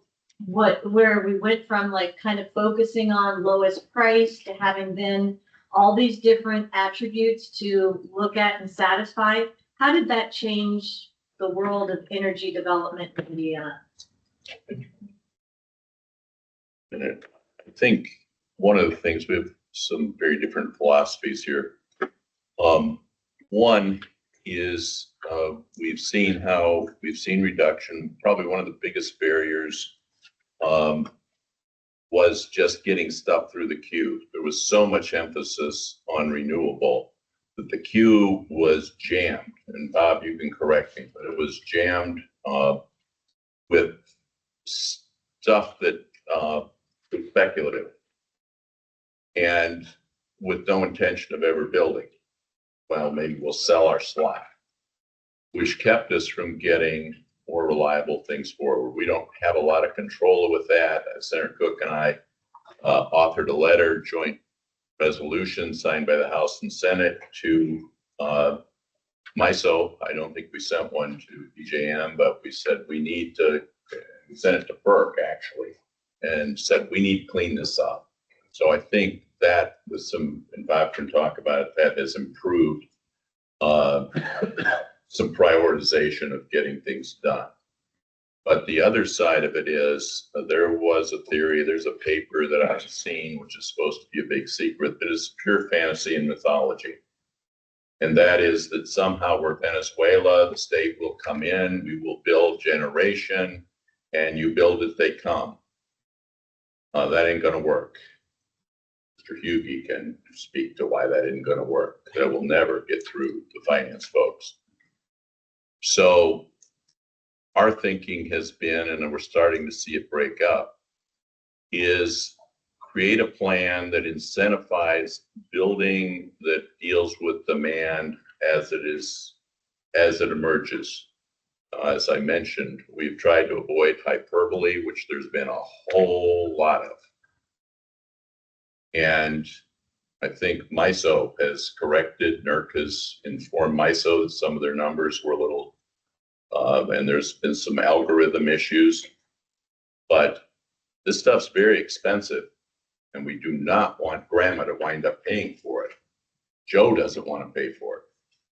So just building because of perceived demand, which is changing so much from day to day, new chips, public reaction. 72 of our counties have said, we don't want anything in our county. We don't want gas fired. We don't want nukes. We don't want anything. So how that all, and we're not the only state, how that plays together, that we look at all 5 pillars the same. So I think it has improved significantly. I think it's improved by the ability to get processes moving more rapidly. But I think the perspective of what is real demand, and I said this at FERC, it was there, predicting what real demand is right now. Electric vehicles, the great, we're all going to have one and none of us will own one, is falling off like a rock. So how that fits in, a lot of the driving force in the original task force was, what are we going to do with all these electric vehicles? How are we going to charge them? How are we going to have enough electricity? Some of the utilities in the room know. I said, can you handle this? Suddenly that fell off. So taking a very responsible approach is what we've tried to do. And I think Senator Cook can speak to it. But as for me, that's what we plan to continue to do. A lot of IRPs are being rewritten right now because we had a mandate that we would get rid of fossil fuels, all coal by 2032. That is in the process of being eliminated. So Eric, I don't know, you can. You know, that's what I'm saying. I'd be interested in some of the industry perspective around the table. Here to share. I'll throw out something from an implementation standpoint. Was part of Secretary Jeffrowski's question. The commission issued a general administrative order after the 5 pillars were enacted into law, you know, establishing that we needed to hear evidence on every single element. And just this past session, in the second 1007 bill, that was on Representative Soliday's list, I think that the 5 pillars was in that language 7 different times in different sections of the bill itself. So the General Assembly, the executive branch through the commission have reinforced that message that each one of those petitions that come before us has to have evidence on all 5 of the pillars. And I'll say this, and I've said it before, said it to the Joint Committee last week too. It makes us unique among states in the country that so much of that 5 pillars seems common sense in such a way, but it's actually in the statute which codifies it. So we are very unique. And go into the expedited process where both PJM and MISO were experiencing congested queue processes. The General Assembly met that challenge through a concurrent resolution to send messages directly to the federal government and through us as well, what is needed. But that's a cooperative effort too. We need to hear directly from those RTOs exactly what they need as well. But the General Assembly has met each of those challenges with effective legislation to adjust to speed to market needs and thoughtfulness at the same time. With respect to the NERC, I think Luke's going to talk a little bit about that in his next presentation too. So I won't get into that. Any other questions? And If I may. yes, please. So Luke, as you know, new to the energy sector, really appreciate your presentation, but I do know supply chain. So I'd love to get your thoughts in terms of, today we have a certain level of capacity in the state. And if I heard you correctly, there's a queue of projects that are approved in terms of increasing the capacity. The challenge isn't the approval process. It's now there are supply chain constraints, financial. I'd love to understand what you see as some of the bottlenecks to actually getting that capacity on. And just what are your thoughts in terms of, are there opportunities to help reduce or eliminate some of those bottlenecks? Yeah, I'm trying to go back, but it's not working. But I think the three bottlenecks that we see that the RTO see are not necessarily on the RTO side now. They've addressed their technical processes to try to speed those through, expedite what needs to be expedited. They've set up specific processes that the generator needs to come on, or a petition to come online. It has the right resource, the right characteristics it needs, that it can sort of be evaluated more quickly. That leaves us with the financial issues. So previously, if I submit a project 3 years ago, my project finances look completely different 3 years ago than they do today. And now I'm actually paying for updated prices because maybe I didn't lock it in well enough with the contract because I didn't have to 3, 4, 5, 6 years ago. Now I'm paying the price for that. I'm like, oh, my project doesn't pencil out now. I'm like, I'm done. I'm leaving leave this behind. And guess what? Both RTOs already spent time, money, effort to analyze that project, see what needed to be built. So you're wasting the resources there. You have, again, the supply chain in terms of just waiting for the manufacturer, having uncertainty with shipping, with the actual everyone buying components because of the Inflation Reduction Act. Those became very attractive to buy in terms of wind turbines, solar panels, and then they got backed up and delayed, and now they're sort of catching up to that. On the thermal generation side, there's a 3 to 5, now 6 year wait to get a turbine from GE, from Siemens, and from companies I'm forgetting off the top of my head. We're having huge delays there. So if you want to start today and you don't have a spot in line, 2030 is when you're going to get your turbine to actually put it into iron into the ground. And so you can do your site work, you can get things prepped, but they can't really build up until you get that turbine. And finally, number 3, local permitting is a huge issue right now. Just there's a movement that is saying, of course, you've heard not in my backyard, you're hearing more about bananas, build absolutely nothing anywhere near anyone. And it's impacting these projects because ultimately they found land, they found willing property owners who want to sell or lease their land. And now those projects are being rejected by the community because ultimately they may just have personal disagreements with that type of project being in their community. And that's having huge impacts because, again, you're having projects that have gone through the permitting process with the RTOs. They've gotten maybe they have their equipment ready to go. They have a greenfield site, and now they've gone to the finish line and they get told no, or even worse, they've been told yes. They dealt with the supply chain issues. They dealt with the RTO queue being backed up, and now the community said, oh, we changed our mind. We don't want you here. And that's within the community's purview. That means that a development that would have happened is no longer happening, and it leaves a bad taste in their mouth. Jill? I think you made some great points. I think, my presentation is pretty much taken care of because you said it perfectly. PJM's projecting to have an energy deficit on or before 2030. And that's why we view the retention of the old clunky generation that maybe 3 years ago we would have said, this is too old, it's too expensive. It's cheaper to buy new, buy better, buy something just more technologically advanced. Now, because of what Luke said, because of the sluggish supply chain, I mean, people are saying that the AI race is part of a type of a war. And the first thing that happens in war is your opponents go up against your supply chain. They try to strangle your supply chain. That's what we're seeing.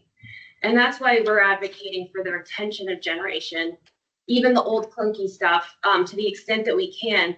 We want to keep all watts. We want to build all watts, but we also need to keep them because of the supply-demand mismatch, which I thought, explained really well. I think that, again, we have put laws in place that say you can't shut it down unless you have replacement plus generation. We dealt with it. one of the things that's frustrating for Senator Cook is income people like we've been sitting in a dark corner. We have been trying to stay ahead of it and be responsible. But two big barriers, transformers, big ones, for your weight, one manufacturer, we even, your predecessor, suggested that we incentivize them to build a plant here in Indiana, one of the best incentives we ever offered. There was also some that Mr. Hughey would buy to get us in the supply chain. And they basically said, we don't know this demand curve will last. Koreans make 60 cycle, and they're like, live with it, man. So that is a big barrier. Number two, Senator Cook sat through the hearings on 1628. I appreciated him being there. I'd like to have at least one empathy person. And we tried to do a bill, could have gotten it through the House. It was not coming out of the Senate. And we said, you can't do any local resolution or ordinance that blocks something that impacts surrounding counties or the state. That was 6 hours of testimony from people who don't want a chip factory. They don't want anything. And so the question is, how you get something. We tried incentives. I offered them that no more than 2% of farmland could be used, and that you couldn't put anything on farmland that was rated 1 through 4, which is a gift, and it was no negotiation. Now, whether they'll rethink that this year, but we lost the siting bill by 1 vote in the Senate because one senator wanted us to only plant pollinators. 1 vote. Because in the farmers, I'm looking at losing 5 Farm Bureau votes so I can get 1 vote for pollinators. You don't tell farmers what to plant. And number 2, major company mows the grass under by using goats and, well, they don't use goats, they jump on the panels. Use sheep. You get these unreasonable, irrational arguments, and it's not just in Indiana. The arguments, I just learned through a video that I really enjoyed. It's a 30-minute video. You don't want to miss it. A rather heavily set lady says we've got to stop data centers because they cause diabetes. I mean, they cause horses to go blind. They cause diabetes. Getting past this hyperbole that is being sold out there, that's why I'm skeptical of demand curves. I mean, but there are supply chain issues. But again, they're in that, they're growing just because private industry is buying up transformers and many of the things that we use. Thank you so much. Just trying to get a handle on what the bottlenecks are to actually actualizing some of the approved generation capabilities. So thank you. So could I also ask everybody, please identify yourself, because we have almost 60 people listening on the phone, and so they want to hear who's making comments. Thanks. So Danielle McGrath with the Indiana Energy Association, and Senator Cook, you had asked for the industry perspective on the 5 pillars.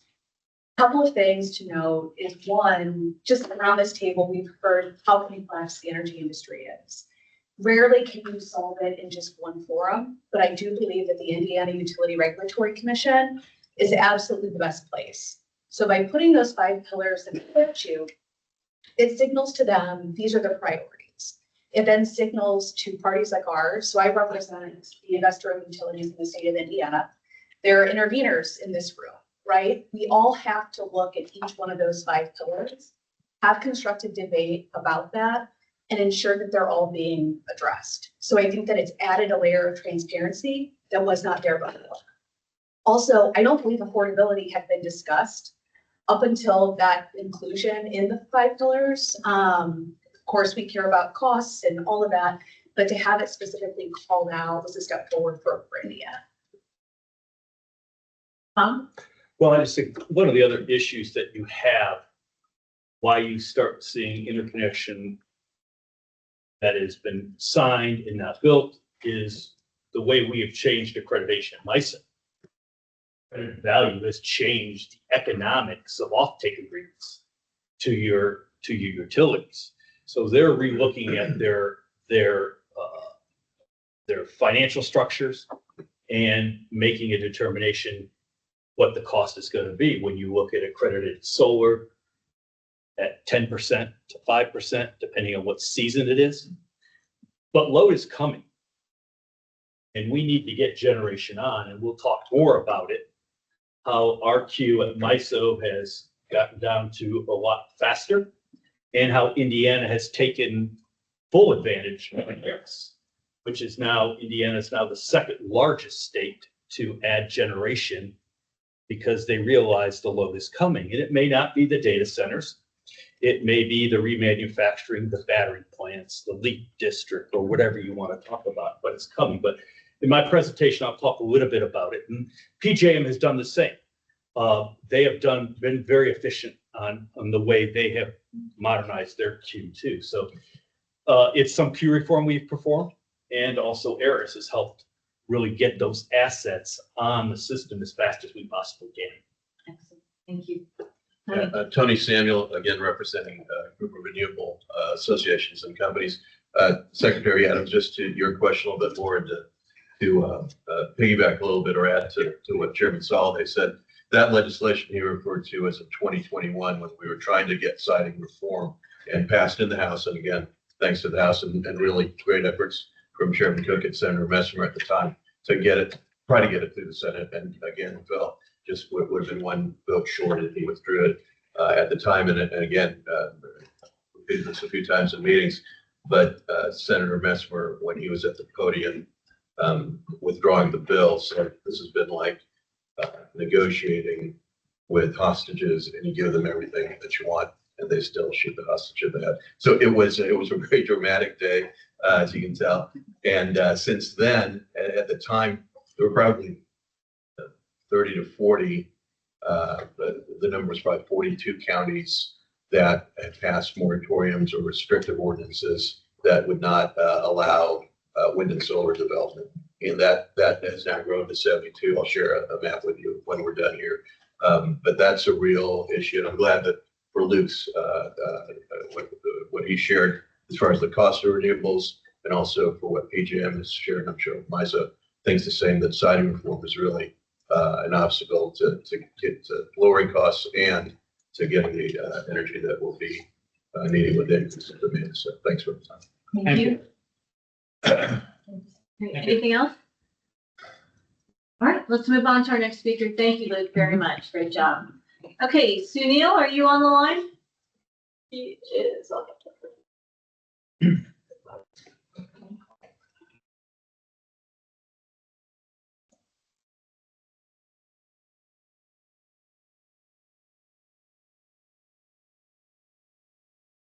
Okay, Sunil, if you unmute yourself. Okay, can you hear me now? We can hear you just fine. Thank you, Sunil. Welcome. Thank you. Your slides are not up yet. Okay. Do you want me to share, or is that something I should wait at? Okay. Thank you so much. Okay, so I think before I begin, I've been in this industry for the last like 25 plus years, and I have to give credit to Luke for the material he covered in 20 minutes. That's like my entire 25 years worth of experience. So once again, I'm amazed at how much material you covered there, Luke. My presentation is going to be rather short, so I think I have 6 or 7 slides. Hopefully no one will mind that. So I think for the benefit of folks who are new to Indiana, I just want to briefly go over who we are, what we do, and why we came about in the first place. So we have been in existence for the last 40 years. And as the story goes, I think from late 70s into 80s, my understanding is utilities try to build excess generation here. Some of those plans they had to abandon, such that I think the state had to deal with stranded costs. And as a result, I think ratepayers had to absorb those costs. Now, I use the phrase "the story goes" because I was in high school back then, so this has been something which has been passed down to me, but there is no reason for me to to disbelieve it. So I think that was the genesis of this state utility forecasting group at Purdue. We also work closely with Indiana University on certain economic and demographic forecasts we receive from them. Our primary focus is all things electricity. So I think that basically breaks down into three different aspects. One is forecasting electricity demand based on the best information we have available at any given point in time. And that information can show up in a lot of flavors. I just talked about the economic and demographic forecast from Indiana University, but then we also look at other sources such as EIA, NREL, depending on the type of information we are trying to pull together. So we have significant focus on the electricity demand forecast, similarly on supply. And when I say supply, basically it's a combination of, we look at what obviously is the current generation mix in Indiana, what is being proposed by the utilities, and then we also try to model a set of generic resources, which I'll talk about in a few minutes. And basically the intersection of demand and supply gives us visibility into prices, both at the wholesale level you can think of, but more importantly, we try to bring it down to the impact on utility rates. With the passage of Senate Act 29 in 2002, we were also tasked to produce an annual renewable resources study. And the main focus of this study is looking at the availability of clean generation technologies and in Indiana, the economics of those. So we do that each year around this time of the year. In terms of the strengths we have, we basically do independent and unbiased analysis. The great thing here in Indiana, as the secretary had mentioned, we are an independent group, and basically what we choose to publish is not slanted by any particular industry trade group or even the IURC or any other regulatory body. So in that sense, we are completely independent, which in many ways, I think, hopefully provides objective analysis to all parties here. In terms of the team, it's actually not a large group. So there are 4 economists and then me. So basically, it's a rather small team, and we obviously try to do our best to provide additional insights on all things electricity in Indiana. Next slide, please. Just want to quickly go over this. So every other year, we produce what is called as the Indiana Electricity Projections Report. Once again, that gives a comprehensive view of the demand forecast for electricity supply and the impact on prices. We do this every odd year towards the end of the year. So basically, we are working very hard as a team to produce the 2025 version of this report, which we are currently on track to produce towards the end of this year. Additionally, I think, as I talked about the renewable resources study, we completed that last month.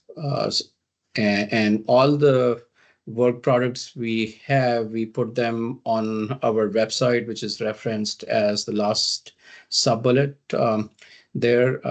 We recently went through a refresh of the website, so it is more bright and shiny than ever before. So I encourage you to take a look at our website. Once again, all the work we do is put on that website. Additionally, I do want to mention, we actually have provided load forecasting insights to MISO for a significant period of time. So for the last 10 years or so. And I think both from basically I mean, part of Indiana, as someone else had mentioned, falls under MISO. It's for that reason, and then obviously, I think it gives the team some visibility into what states adjacent to Indiana are doing when it comes to electricity. So in that sense, the engagement with MISO in the past has been quite fruitful as well. Moving on to the next slide, please. Okay. So for folks who are technically inclined, this is a graphic of how our modeling system works. So the starting point you can think of is first we produce electricity demand forecast for residential, commercial, and industrial sectors. And essentially these forecasts from a modeling standpoint are a mix of end-use models and then econometric models. All of these models will use a mix of demographic forecast, economic activity forecast, and then a forecast of fossil fuel prices as well. So basically, once we feed those inputs, we generate basically a long range view at the sectoral level of what electricity demand is going to be. That in combination with energy efficiency and DR, they get fed into Aurora, which is, you can think of that as the least cost optimization model we have. So essentially it factors in what the electricity demand forecast is. It also looks at the current set of generation mix on part of Indiana utilities, and together with fossil fuel prices, it basically comes up with the least cost resource mix, which will be needed to meet with that supply. So essentially, it is an optimization model you can think of, as I mentioned earlier, and I think it has a number of constraints to it, which I'll talk about briefly as we go further. One of the unique things we do, or maybe I think I should step back, interesting things we do, it may not be necessarily unique. Basically, we see the output from this cost optimization model we have, or resource optimization, Aurora, that is, we take it all the way to understand what the impact on utility rates are.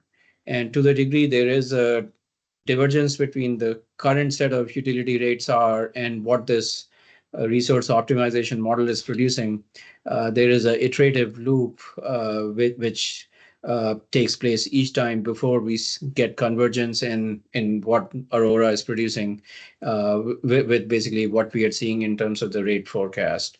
So it's an iterative process. Some of the processing here takes like significant hours each time we are trying to do the runs in Aurora. Moving on to the next slide. So I think, as you can imagine with any new set of forecasts you are producing, a few things obviously happen over time. One is you will have, either policy changes, operational changes, some kind of regulatory structure changes as well. So the biggest difference you can think of between creating the forecast this time around and 2023, which was a couple of years back, one is the change from a Democrat to a Republican administration at the federal level. So I'll talk about that in a minute. But before I talk about that, I think a couple of speakers have already touched upon this. MISO in the past few years did actually, in my view, very interesting work where when it came to all the resources, they looked at basically what are called as at-risk hours, as opposed to looking at all hours in the year. So basically what happens in the world of electricity is no 2 hours are exactly equal. And at-risk hours, for like in simple terms, are those hours where you could have significant grid reliability pressures. And generally the way it manifests is, if you picture maybe evening hours on weekdays when people get back from home and let's say they start cooking or turning their lights on, so the load starts to ramp, and then at the same time, you may not have the benefit of solar, for example, which you have during the day. So MISO had done significant analytics to understand basically what happens during these at-risk hours. when it comes to the value each of the resources provide. And as a result of that work, they basically had provided guidance in terms of how each of the resources are going to impact. The most prominent impact is going to be on solar and wind. So we factored this when it comes to basically the reserve margin targets in the work we do. MISO had gotten approval for this last year, as I remember from FERC. That said, these changes go into effect from the 28/29 MISO planning year, which starts from June of each year through May of the subsequent year. So that's as far as MISO goes. Then obviously the other impact or a significant impact we are factoring in our work is this One Big Beautiful Act, which was signed in July of this year. So the main impact of this act is essentially scaling back the role of renewables, and the scaling back mostly manifests itself in terms of pushing some of the timelines ahead. So the first sub-bullet is talking about wind and solar credits expiring in 2027 now. Prior to this, it was 2032 as part of the Inflation Reduction Act, which Biden's administration had created. So that's one of the main impacts. There are some other impacts as well, where significant influence of foreign entities of concern, those projects are going to be disqualified. And some examples of these countries are Iran, North Korea, China, I believe, is included in that list as well. Additionally, I think there is a requirement in majority of cases that the projects need to be in service by end of 2027, as opposed to just being in the construction phase. So once again, we are factoring in all of, both the MISO-driven direct loss of load impacts and the implications of One Big Beautiful Act and the work we are doing. Moving on to the next slide, please. Now, obviously, I think you cannot go without a single day here in Indiana without talking about data centers. So I'll touch upon that here as part of this slide. So we are seeing large load adjustments come our way. When I say come our way, basically based on the data request we placed to each of the utilities in Indiana.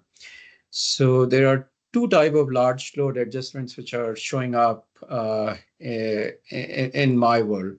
One of which are basically the non-data center driven large load adjustments. And these you can think of as, essentially these are commercial and industrial customers, but non-data centered. So examples could be manufacturing, aerospace, warehousing. So those are examples.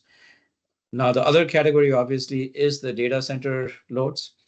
So I think in terms of the size, obviously, I think what we are hearing about data center loads could be potentially much more than the non-data center large load adjustments.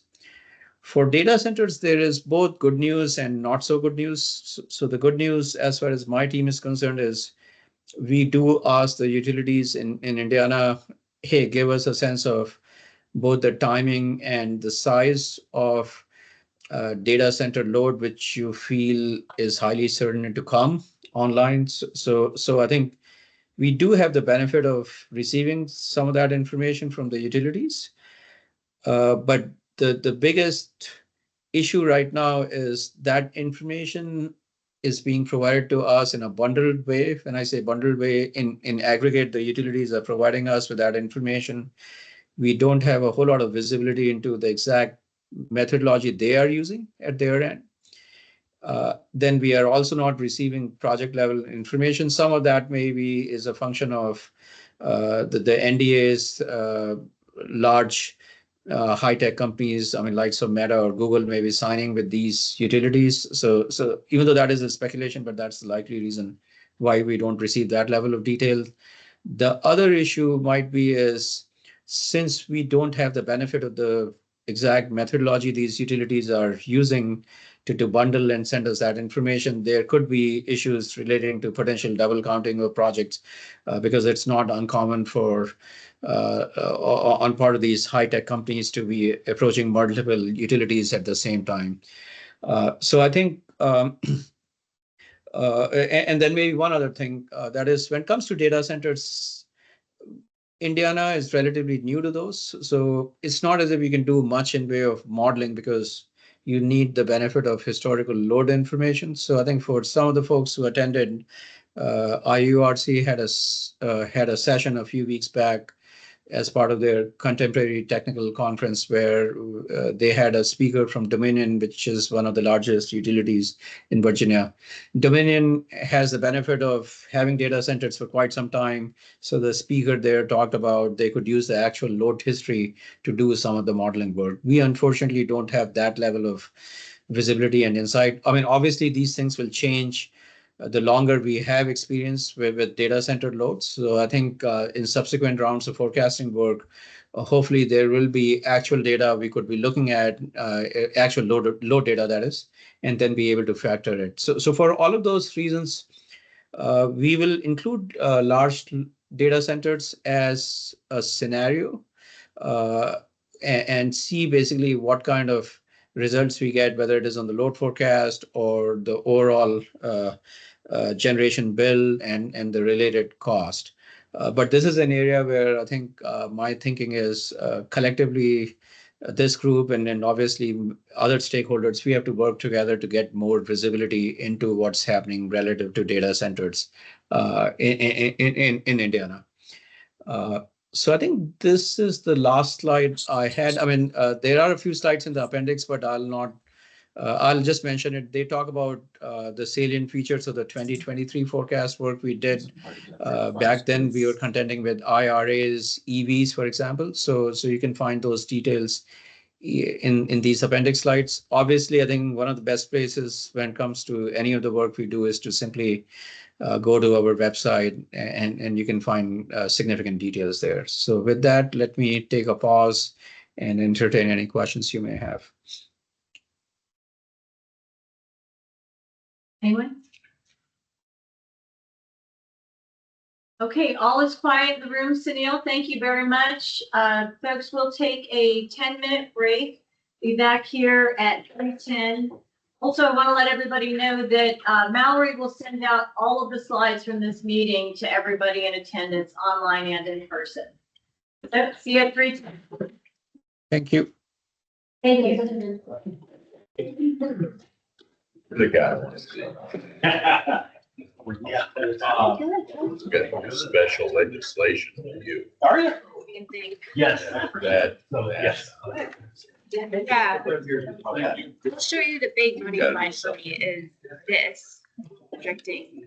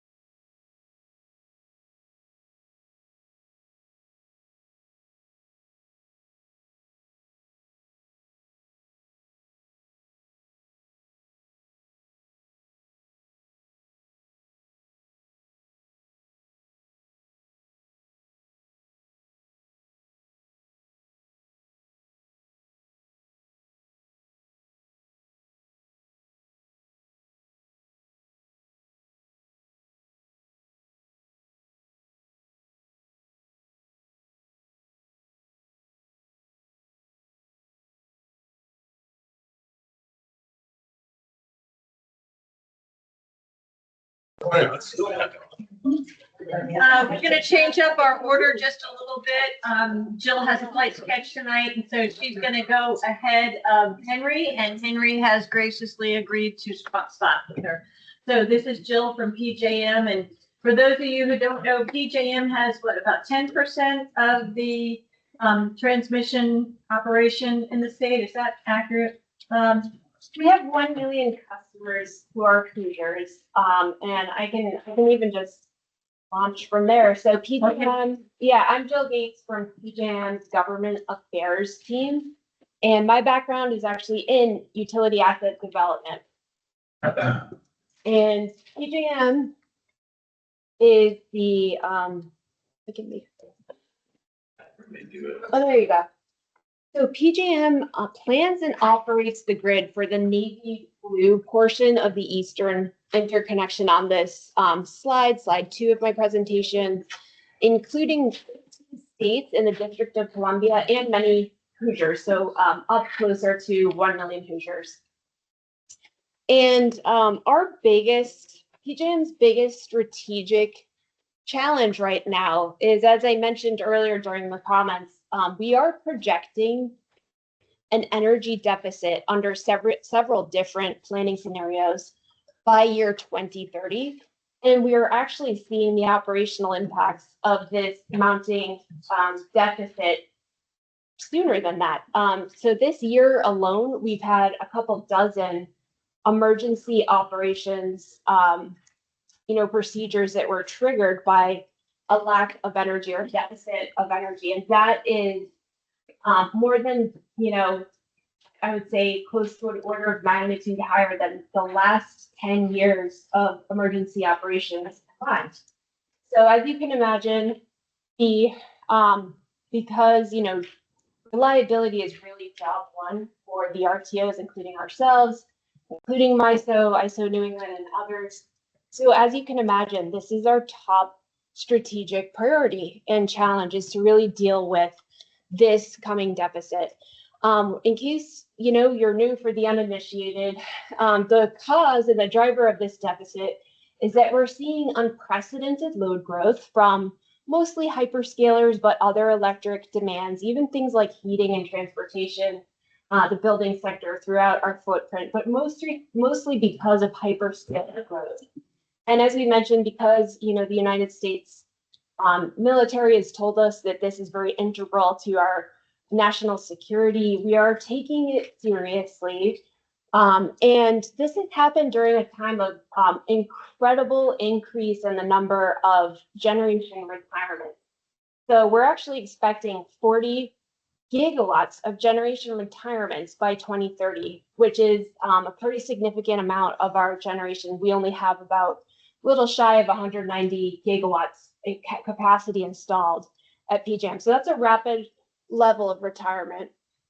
And just to give a magnitude to the load growth, we're seeing 60 gigawatts of load growth in the next 15 years. I guess what I would say is there has been a lot of buzz out there about queues, how quickly are RTOs getting new generation interconnected. I will say we have cleared 140 gigawatts from our queue in the last 2 years now, which is pretty quick. And as somebody mentioned earlier, I think Luke might have said that only about 5% get built. So we could clear all the generation in the world, but because of things like the global supply chain and also the price to build generation right now, we're just hearing, and of course there's been a change in tax credit policy, which caused much of our approved generation to drop out of the race, so to speak. We are just not seeing generation get built. We're even told that to order a gas turbine takes about 7 to 10 years. Again, just thinking about that global supply chain issue, many of our foreign adversaries, if they're going to go to any kind of war with us, even if it's just a technology war, and we hope that that's all that it is, historically, we know that our adversaries go right for the supply chain. It is part of a strategy. And you can see that in the Wall Street Journal when they talk about rare earth minerals getting, withheld. So long story short, I think what I would say, I can make this actually really short. By starting by just saying that Indiana is just really knocking it out of the park with all the legislation, with many governor's initiatives in this last year, just around energy zoning, expedited permitting, cost share provisions, new industrial, basic service agreements in order to protect customers. I'm actually pretty amazed, just as an outsider. I live in another part of the country, but I've really been blown away by the amount of foresight that's gone into this effort. I think looking at it from all angles. So that makes my last slide pretty short for this audience. But what PJM has been saying to all of our states is that we would like states to really think about, I guess you could say, retaining and maximizing the existing generation that's on the system. If there's any way that we can reduce the 40 gigawatt number that we're told is going to exit the system at this time, at least until there's some kind of supply to replace that generation.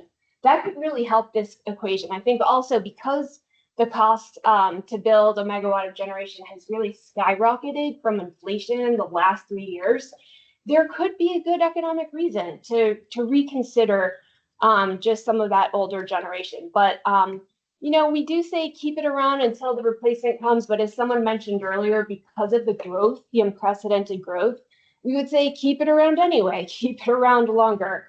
The second thing that we are asking states to consider in their policies is different ways to expedite the new entry of generation. So different states do that through different things. You guys have done it all. We're impressed. But some states have thought about subsidies. I know that you guys have a great way of stimulating the private market, the competitive market. In Indiana, that's your focus, and we love that. So fast tracking those CPCNs, the 80% cost share, just new ways for utilities to expedite bringing on new generation and putting it into rate base. We really appreciate and just want to applaud Indiana for all that foresight. Thank you.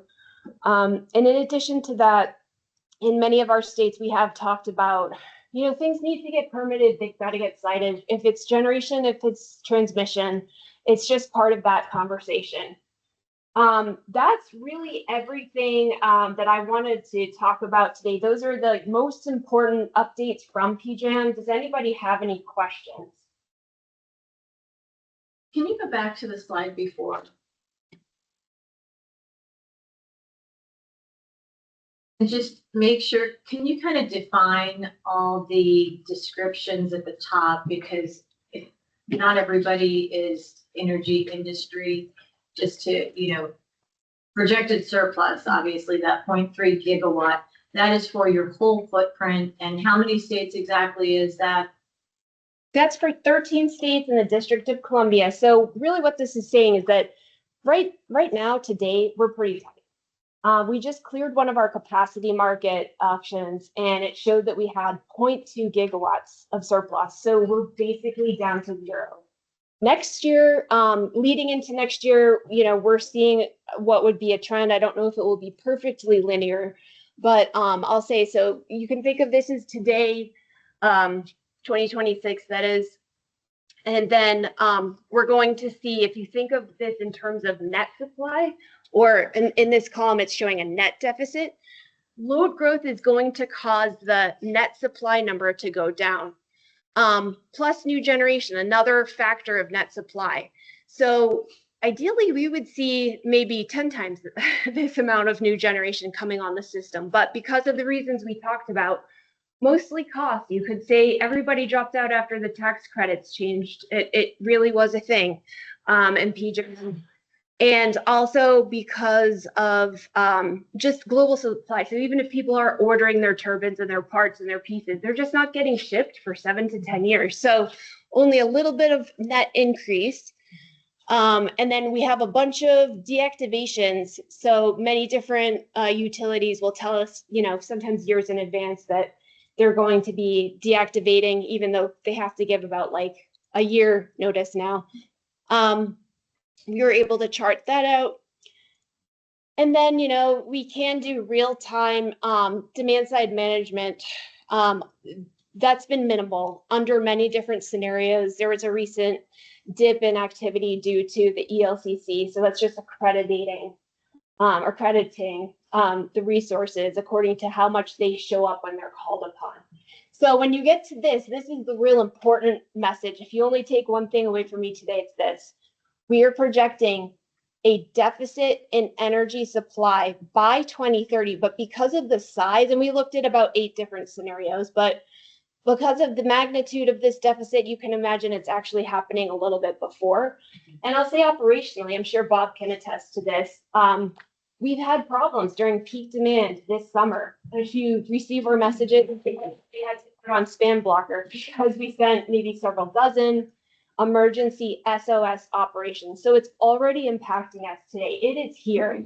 So again, I think someone made the comment that it is, I think, easy and proper and useful to prioritize, what's the best benefit cost ratio for every kind of generation, every fuel type, maybe every location, different scenarios are good. But when you're getting to this level, you want to get all the lots. So we are just like Indiana, we are an all of the above energy supply policy supporter.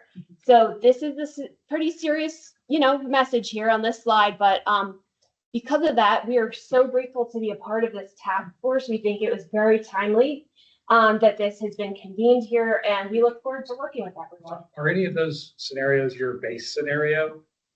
Because which one do you consider most likely or least likely? It's a good question. We're about to publish an academic paper on this probably in the next couple of weeks. But if I had to gander, I might say potentially the first scenario. I actually just don't know. I believe it was the first scenario. Jill, Ouch. I may have been out. Would you define for me what a surplus is? Is that above margin at winter demand? Okay, Or that's is great. that margin? Yeah, that's a good question. So this is for peak summer demand. Peak summer. Peak summer demand, we think we have like a teeny bit, just a hair more than we need during peak summer demand, which is why we called out so many times this summer and said, we think we're load shedding, we think we're going to shut off, and we did in one place have to shed load this summer. So this is 5 years. The question is that amount above margin? Because for I'm more familiar with MISO than you guys. They, now that we're on 4 seasons, Bob, reserve margin, we have reserve margin. You only have 0.3 gigawatt of reserve margin for peak summer, or you have 0.3 gigawatt above reserve. Oh, that's a great question. I think that's an operational number. So it's not with the excess. I believe that is actual supply versus demand. But I can follow up with you. The paper will come out. I actually haven't seen the paper yet myself, but nonetheless, it's a good question. Yeah, because if it's 0.3 above, and that's not 0.3 above reserve margin, and looking at how the East Coast has managed things and their lack of natural gas supply and so forth, it wouldn't surprise me, but that is really thin, Bob. And Jill, I don't mean to make your job. I'm Jim Houston from the IURC, for those who are listening. Because the PJM interconnect is so different composition-wise, so many of the states are competitive, forced states. Our state is a vertically integrated state. You might want to mention some of that as it relates to challenges that your system is facing, or it might make Bob's job a little bit easier. That. Yeah, I'll just say we're not supposed to have favorites or maybe many opinions, but I will say the vertically integrated rate-based model is it's inherently conservative. I used to work in utility finance, and I can say that if your goal is to ensure resource adequacy, the rate-based model is an excellent way to do that. Maybe second best, and something you can also flex and consider are long-term power purchase agreements. So if they're the same length of time, a rate base and a power purchase agreement, for accounting purposes, they're basically the same thing. But this is a great way to contain risk for investors who are right now seeing an incredible amount of risk. the, supply chain is unpredictable, the costs are through the roof, a lot of volatility.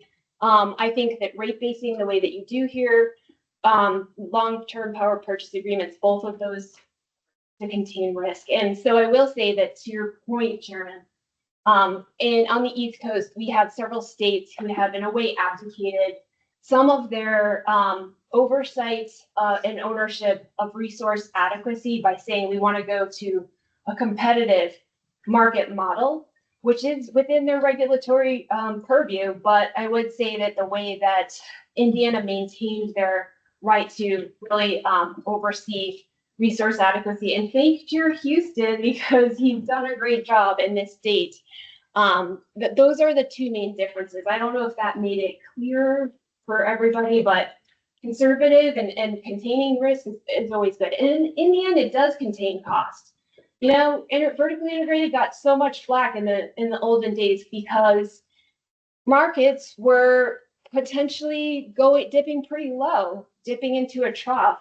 There are a lot of reasons for that. But after we, went through restructuring, there was a surplus. A priori, there was a surplus of generation, and it may have caused lower prices than were warranted. That's possible. So, well, and that's one of the big realities within the PJM interconnect, that just a few years ago, there was a fairly sizable surplus, and that has been gobbled up by essentially the states that were relying on those capacity markets, where we have, I would say, a rugged individualism built into the statutes to protect Hoosiers through 1520, and just philosophically, we're not in the same situation that other states out on the East Coast are. Jill, how would you characterize the response from the other PJM states in terms of responding to like the policy takeaways that you laid out? How would you grade the other states? It's a good question. I think that when we were at the beginning stages of this decline in our net surplus, I think the states were really holding on to, their preferred generation source, kind of as we were talking about. Even in Indiana, you have your levels and tiers, who's best and what are you trying to aim for. I think that they might have had a strong preference for carbon-free intermittent resources that was expressed through their state objectives, clearly. I think that little by little, as more information is coming out about the magnitude of the problem, I think that states are beginning to say, all right, we need to really put our heads together and think of ways to that we can all reach our various objectives. And there's been more flexibility. So I don't know what a reserve margin might look like, but if we're going to just look at this from the big picture, if scenario 5 is what your base scenario might be, and you're looking at a 0.3 gigawatt surplus, and the best scenario is that your load growth is only 22 gigawatts, which is everything we use typically in the state of Indiana. And then new generation is on the higher side at 12 gigawatts. And the deactivation is 0, which is very unlikely. I mean, those plants probably haven't been maintained. You're going to have some deactivation that can't stay online, or they're too expensive or what have you. And then your demand response is at full capacity at 14. And that best case scenario is at the end of it's 0. So a more likely, is that you're 10 gigawatts below and a deficit of 10 gigawatts. That's pretty significant, even for a 13 state spread. I mean, that's and that's only in 4.5 years away. Yes, exactly. And it is hitting us today in our operations. So that was my main message today. Happy to take any additional questions. I know it's a tough message, but feel free if you do have any other salient questions.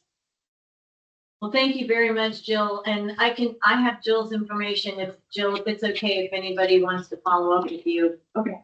I'm happy to be a conduit there. Great. Thank you. Thanks, everyone. Thanks for coming out. I appreciate that you came all the way from the East Coast to come see us. And since we had a RTO, let's go ahead and have Bob present now and stay with the RTOs, if you don't mind, Henry. Thank you. So Luke, because you started this thing, we're just going to the front of the room. I greatly appreciate this. I took all my notes, so I'm going to follow your professor, so I'm going to be okay. Thanks, everybody. Bob Kuzin from MISO. I'm the executive director for the Central Region, so my responsibility is Indiana, Illinois, Kentucky, Missouri, Wisconsin, and Michigan. So I get a good filter of what's happening in the area. So when I'm presenting this deck, remember we're talking as a whole. There are some specific slides that will identify Indiana, but as a whole, we're talking about our footprint wide. So when I say reduced reserve margins are increasing, reliability risks become the new normal, it has become the new normal across the MISO footprint and across the PJM footprint, as Joe just talked about. Demand growth continues and dispatchable generation announced plans for retirement. It's something we're seeing across our footprint. MISO and its members are responding with reforms, which I'm going to talk about, and continue progress toward ensuring reliability and supporting our policy goals is very important to us, not only supporting policy goals, but also supporting our member goals as they try to look at this large load growth that we're seeing across our entire footprint. Just a little bit for people that don't know, this is MISO. We run basically in the central of the United States, from Manitoba Hydro all the way down to the Gulf of Mexico. Our good friends to the east, PJM. Our friends to our west, SPP. We do look at the whole Eastern Interconnect. Think of the Rocky Mountains on the way over. That is the Eastern Interconnect. And there is power moved between all of us. When PJM has an issue, they look to us and vice versa. But Representative Soliday brought up a very good point. MISO has utilized PJM for a long time to import power. As they continue to get tighter, it makes us a little bit tighter. So we all work together because what affects somebody in Pennsylvania can actually affect people in Indiana. So it is all a connected system. I think to Chair Houston's question, a little bit different than MISO, than PJM. Most of our states, except 1 in 10%, one being Illinois and the 10% of Michigan, are retail choice. The opposite for PJM. The rest of our states are vertically integrated. They look like Indiana. They operate like Indiana. So the commission and everybody looks like the vertically integrated states. One thing very different between us and PJM is our states have resource adequacy authority. MISO does not. So we rely on our state commissions, our legislature, our executive branch, who I should thank from on the side of the executive branch, helping us with our expedited resource addition study, a letter from our governor, and also on our tranche 2.1. And for the two members of the General Assembly, which is really scary, I shouldn't both of them. I retired from that job and they're still here, so they are experts. Getting good legislation passed and actually going around from the area, the data center legislation or the economic growth legislation that was passed last year has been talked about in other states. Missouri is actually looking at some of it to make sure if we get this large load growth comes in, that the ratepayer today doesn't have to pay for that large growth that is coming in. So because the growth is coming to Indiana. Next slide. Luke told this one too, so I'll be very quick about this. You can see what we're projecting in a large load growth, about 60% from 2025 to 2044. One interesting factor, we were very flat load growth from 15 years. But during that time period, we lost 9% of our accredited resources. And Luke did a great job talking about how we accredit resources, and I'll talk a little bit more about that as going forward. Next slide. Oh, what a year can make. So in 2024, MISO did what we refer to as the Regional Resource Assessment, RRA. And these are from members' plans. And that's outlined in the dotted lines. So you can see the growth of renewables, the green, and the growth of dispatchable planned additions. Oh, what a year made.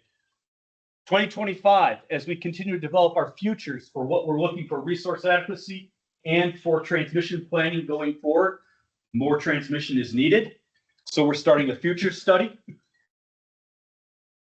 Look at the decrease. Members' plans, the decrease in renewables, and the increase in dispatchable resources across. These are our members telling us what they need and what we're planning for in the future. And the reason is some of this is because of the large load growth that we're seeing, that the data centers need 24/7, 365, and also OB3 or whatever you want to call it for the Star Wars people. But so we're definitely seeing a change, and it also is based on our accreditation, as we talked about, as Luke so eloquently put about our accreditation and what a resource is actually worth in our capacity market as we move forward. This is our OMS MISO survey. We're starting to work on the one for next year. Let's talk a little bit about it. Our historical growth, we usually add about 4.7 gigawatts a year. If we continue our load growth and what we're seeing, you can see in 27, 28, we potentially could be short. Continues to grow as we go into 28, 29. Now, emerging, if we look like we can add more resources than the 4.7 that we are adding, you can see the changes in what it looks like that we will have energy on our system. Our utilities do a very good job of responding to our OMS MISO survey. Two things they do. One, delay retirements or add replacement generation to replace the generation that is retiring at the same accredited value, i.e. coal, gas, and trying to get that done so they get the same accredited value for those resources to make up those differences. Okay, we've talked a lot about the queue. Yes, our queue is backlogged. Yes, we're moving it fast. No, we're not always to blame. And I'll answer those a couple simple ways. Our active queue right now is 1,127 projects, 215 gigawatts, and you can see the makeup of that. We have lost in the last 4 to 6 months 72 gigawatts after we've seen the big beautiful bill, and also what we have seen in the reforms that MISO has asked FERC to do. One, higher fees to get in our queue, penalties to get out of our queue, and how we're utilizing, and we'll talk a little bit about software that will tell you how much it's going to cost to interconnect to that system. So from our CEO to everybody else, MISO has 3 responsibilities, right? One of them is to stay out of the state's way. And we've done that by getting our queue reform and doing ERIS and our expedited projects. In Indiana, you can see the waiting projects and delayed projects. Waiting projects means they got signed GIAs, but not online. This subset of this 32 gigawatts, because you have X amount of years to get on the system, will probably ask FERC for a waiver because they're not going to make it, potentially. In Indiana alone, 8 gigawatts of signed interconnection agreements in this state that aren't being built. 8 gigawatts. So we do need queue reform. We're working on it, but we're moving generation out so we get out of the state's economic engine and getting out of their way. Is that nameplate or accredited 8 gigawatts? Nameplate. And are those solar projects being held or wind being held up by local, or is it? We're seeing 4, Luke touched on the third one, supply chain. Yep. Could be regulatory panels and also land use. And the fourth one we're seeing, offtake agreements. Don't know how much that is. That as we talked about earlier, the economics have changed. That that may not be now that a 100 megawatt wind farm in the winter may get 10% out of that 100 for credit value. That changes their economics. So I guess the point I wanted to make. Yep. is if it's a utility, wants a gas plant, they get the permit, they're gonna stick the shovel in the ground. A lot of this is other. speculation. I go word. Do you have a slide to that effect? Which ones are I can get that connected to you. with the utility? I did not put it in there, but I can get that to, I'll get that to Susie and then get that. Next slide, please. So here's your breakdown of Indiana. You can see what's in the queue. We don't have to spend a lot of time on it, but there are the cycles and what are in it and what resources it's made up of. A lot of solar, some gas, some hybrid, and some battery. As somebody talked a little bit earlier about the duck curve.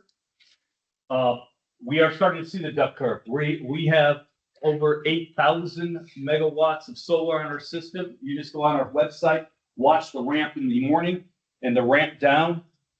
Gas and battery can help that because they respond quickly and they help that slow that ramp down. Battery's a good use for that ramping, and we have those products in our market to help make that money and utilize those prices for that hour or 2 hours that we need in the ramping. So we're encouraging more batteries. We're getting them on our system.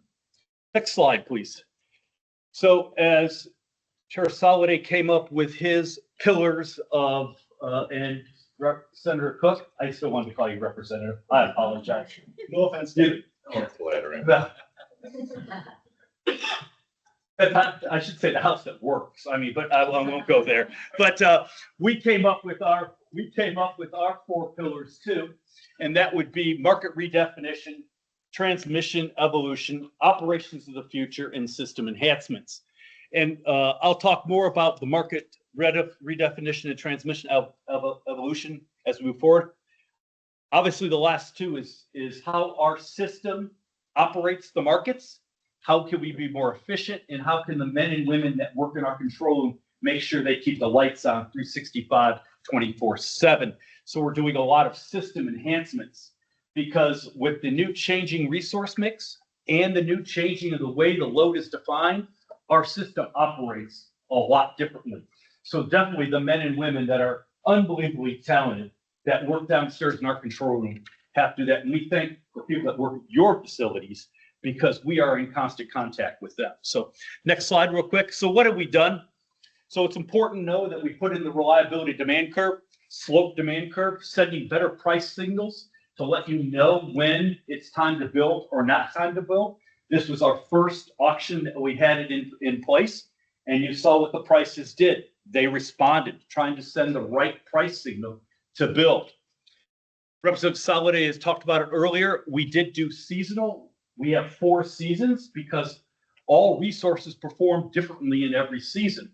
Wind doesn't perform as well as it does in the summer, but solar performs better in the summer than it does the winter, depending on where you're located. So to have a true capacity auction, get that true value, we definitely needed to figure out where those resources perform the most and give them the most accreditation. Non-emergency resource accreditation, shortage pricing, which has become. We'll talk a little about ERIS, and then we're working on demand response. I want to just touch on our generator interconnection software, Sugar. That is being utilized in our interconnection queue to speed our queue up in phase 1 of our studies. What could have been done in about a year? 2 minutes. I'm going. Skip this page. We'll move on. Next slide. There's your ERIS projects. You can see what the number 2 state utilizing ERIS is, and that's the great state of Indiana, to meet their load growth and their economic development. And you can see what type of resources they are. Next slide real quick. You can see what we're building across the footprint in transmission planning, because as we continue to get this load growth throughout the footprint, you need to move generation. And the final slide sort of talks about how we're moving it, and we can sit down, and I'm happy to take any questions. I made my 2 minutes. Any questions for Bob? All right, sorry to rush you, Oh, Bob. no. Wanted to make sure we got Henry. in. Absolutely. Henry, I Very apologize. Flexible for us, and I appreciate it, Henry. Thank you very much. Henry is with the Office of Energy Development and recently absconded to them from the IURC. So he's got knowledge from both sides and will work here to talk about the National Energy Forecast from the Department of Energy, which is very important information. And thank you for that introduction. But I'm Henry Wilhelmus from the Office of Energy Development. As she said, here to summarize a DOE report on the National Energy Forecast, or just Reliability Adequacy Report. And this is a Department of Energy report. So just some context here. Almost a disclaimer that this isn't my data. It comes from the Department of Energy. It was created in collaboration with two laboratories there federally, as well as some other collaborators. So I can try to answer questions, but it's going to be to the best of my ability. That may be best directed to the DOE when they're open again, when that happens. Just some context to this report here. This was born out of an executive order 14262, which directed the DOE to rethink their reliability methodology, see if they can pull it, because there's a lot of unprecedented challenges coming to the grid, and they need to rethink what they're doing. The ones that they list in the executive order: retiring generation, surging demand from, I know we're tired of hearing about it, AI hyperscalers, and rising reliability risks from that kind of interplay of that. They, as tasked in the executive order, created some 2030 scenarios modeled under this new methodology to determine regional, and they pull from like the RTOs. That's what their regions are. Just to determine regional stability across all the different regions. And then they use this as a general kind of launching point for their energy suggestions, maybe their perspectives on what the grid is going to be going towards and what to look forward to. Just a quick overview on what their take is on how they describe it in the report. The US has abundant resources: coal, gas, oil, and nuclear, but it's coupled with this retirement of dispatchable generation and additions of large load. So it's creating this stress on the system that may be preventable. DOE considers this status quo as unsustainable. It's going to create 100 times more outages by 2030 without some sort of external intervention, be it federal, regional, or state. The theme here is that reliability is essential to our ongoing economic and national security. That's the electric grid. That's the basis of this. And again, just a little background of it, but I know we've all heard about it, but data centers and AI projected roughly between 35 and 108 gigawatts of new load by 2030. Manufacturing and reindustrialization, just an ongoing reshoring efforts across the country, adding more stress to a grid that maybe these resources weren't always served by electric, but going forward they might, and they will be. And additionally, EVs, I think new electric water heaters, new sources of load that are, again, something new coming onto the grid from before. All in all, the DOE lists this peak load forecast as up by 15%, 774 up to 889 by 2030. And this new standard that they created in accordance with the executive order, they turned 1 in 10 LOLE, which is a loss of load expectation. And just for everyone who isn't in the industry, that is a 1 day lost in 10 years. That's the limit, kind of a goal there of no more than 1 day in 1 decade where the capacity of the system can't serve the load that's demanded of it. So how the DOE took this new approach is they factored in maybe a normalization of it. So 2.4 hours load lost in 1 year, that is the equivalent of 1 day in 10 years, 24 hours, 2.4. But now it's hourly, and they normalized it by turning it into that 0.002% NUSE score there. And really, I mean, you can think of that as this is a way to make all the regions differing in size and capacity, to normalize them, to bring them to a more center line. Just as an example, I mean, think of a region where there's 5 loads and they miss 1. And then there's one where there's 100 loads and they miss 1. By normalizing it, you bring it to the center so each one can be compared with each other. And this matters because now outages can be compared for severity and scale, not just in frequency. And if you're interested, that's the formula they included in the report itself.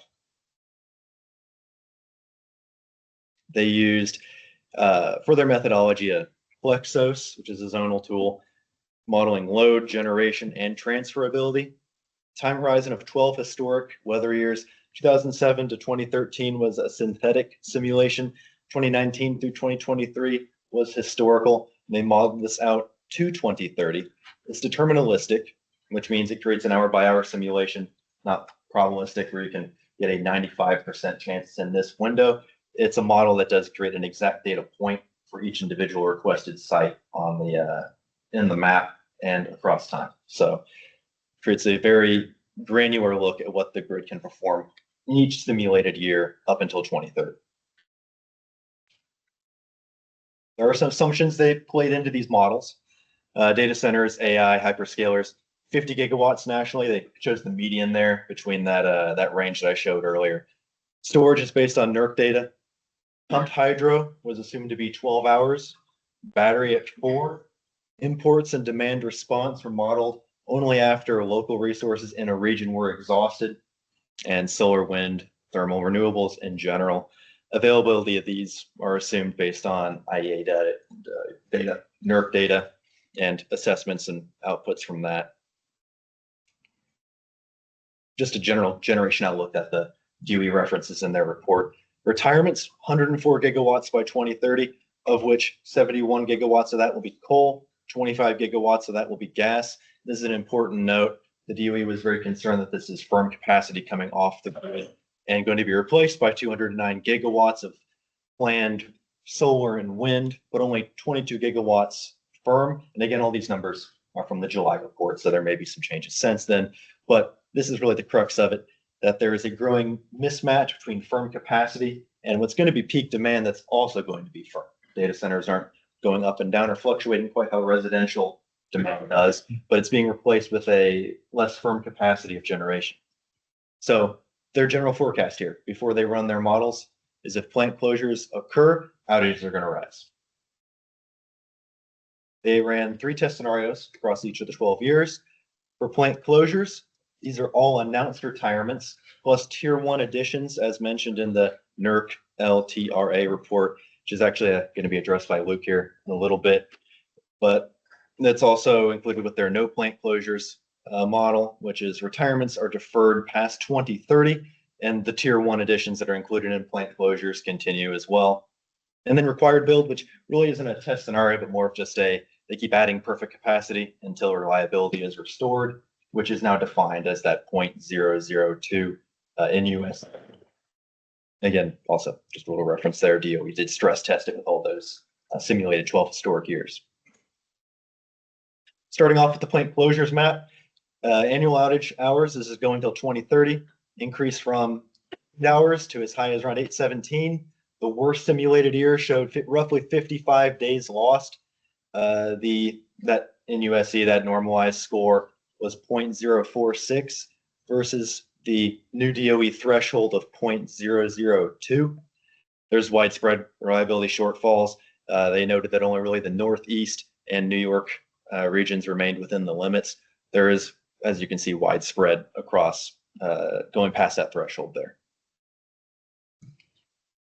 The no plant closures, this is assuming a national deferment program. There's improved reliability, but it's still not quite enough. PGM still shows 214 hours a year loss, which is still above that 0.002 normalized threshold, and they have 0.066. SPP and ERCOT are still facing outages despite improvements.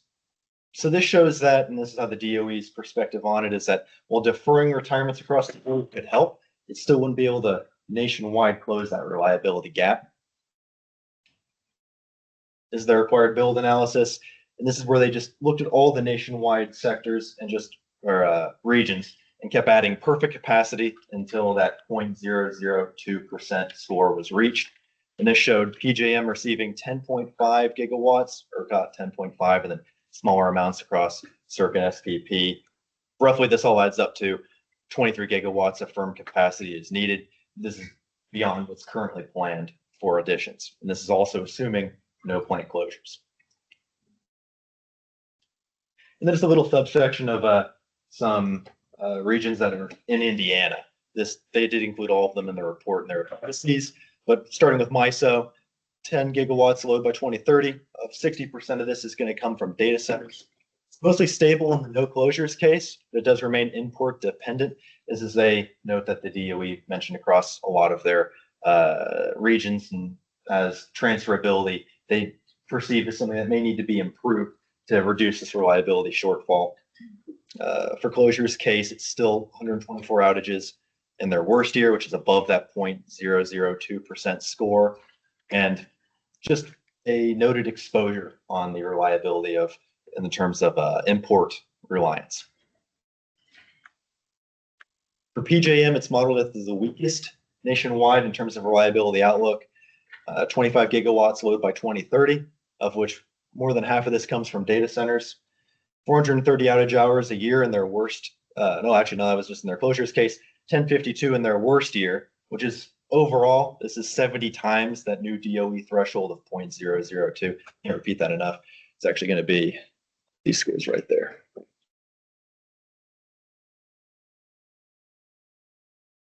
These aren't policy advice per se, but this is maybe some more DOE suggestions about what may be coming down the pipeline, what they might expect seeing in states and regions. And maybe this is a little perspective into what the decision makers at the Department of Energy in DC are thinking and what's advising their decisions.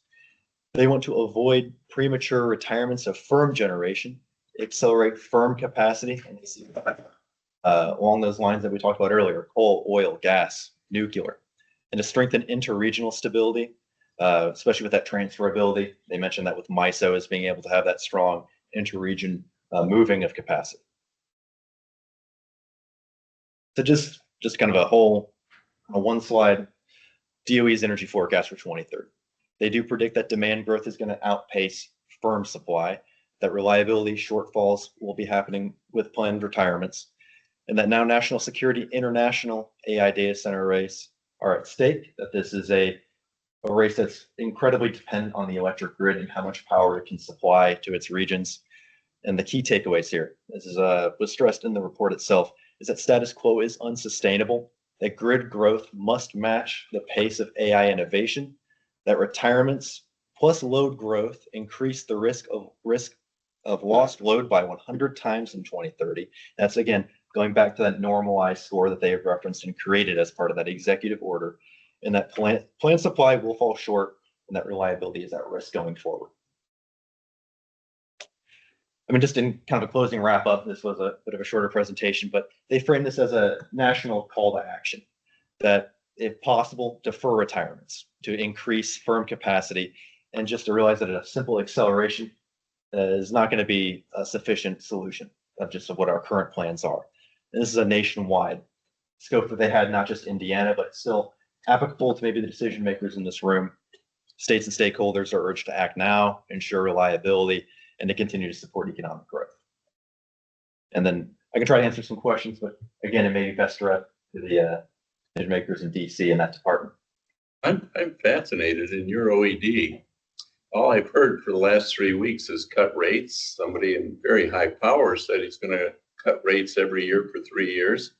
How do we maintain these aging plants, do all this build and cut rates? I wish I could answer that for you. That'd be the solution that would answer everything. I'm going to be fascinated to hear that one. Because even the transmission to move electricity requires more transmission. Mm-hmm. That's one of the most rapidly rising costs in the whole energy world. Of course, yeah. I also just want to stress one more point here, is that all these points made in this report are coming from DOE and DC. Maybe not so much of OED and our decisions and our decision makers, but this is definitely something. They don't apply to Indiana. No, they apply nationwide. So say exactly what subset maybe MISO and PJM are pulled out from that. Are there any other questions? Thank you for your presentation. Savannah from Reliable Energy. I know in one of your slides, you mentioned those were DOE suggestions. Mm-hmm. Obviously, as we've seen, the DOE has been issuing 202C orders. I know this is probably more of a question for MISO to answer, but just curious if MISO has a perspective on some of these orders that have been coming out. Trying to figure out how to answer that in the most legal way with action pending at FERC. I think I just better say we are prepared to what the DOE brings forward. We probably expect more coming, and we will handle it on a case-by-case basis. And I apologize for trying to be evasive, but I just don't want to have anything with something pending at FERC. Thank you for your question. Any questions, or, I mean, I'm sure everyone wishes DOE could answer them. They're present in the room right now. Well, I think it's a look at the country at large. I think it reinforces what we've seen here in the state. Very similar to what we heard about from MISO, PJM, and what NERC had said through MISO and PJM. And so looking at it as a U.S. perspective is very helpful. So thank you very much. Thank you. Any other questions? Great presentation. So we are at 4:04. And so what I'd like to propose, Luke is prepared to give us a NERC, their long-term reliability assessment report from last year. What we'll do is we're going to shelf that until December. Their next report will come out in December. Hopefully by December 15th, we'll have the NERC updated report. But Bob and I can tell you that last year's report basically said that all of MISO was in a resource risk area, and that they said the same thing that the RTO said here today, which was unless we do something differently in closing down existing plants and just continuing to replace with intermittent resources, then we're going to have a resource risk area. You know, that was the takeaway for Indiana, correct? Anything else to add to that?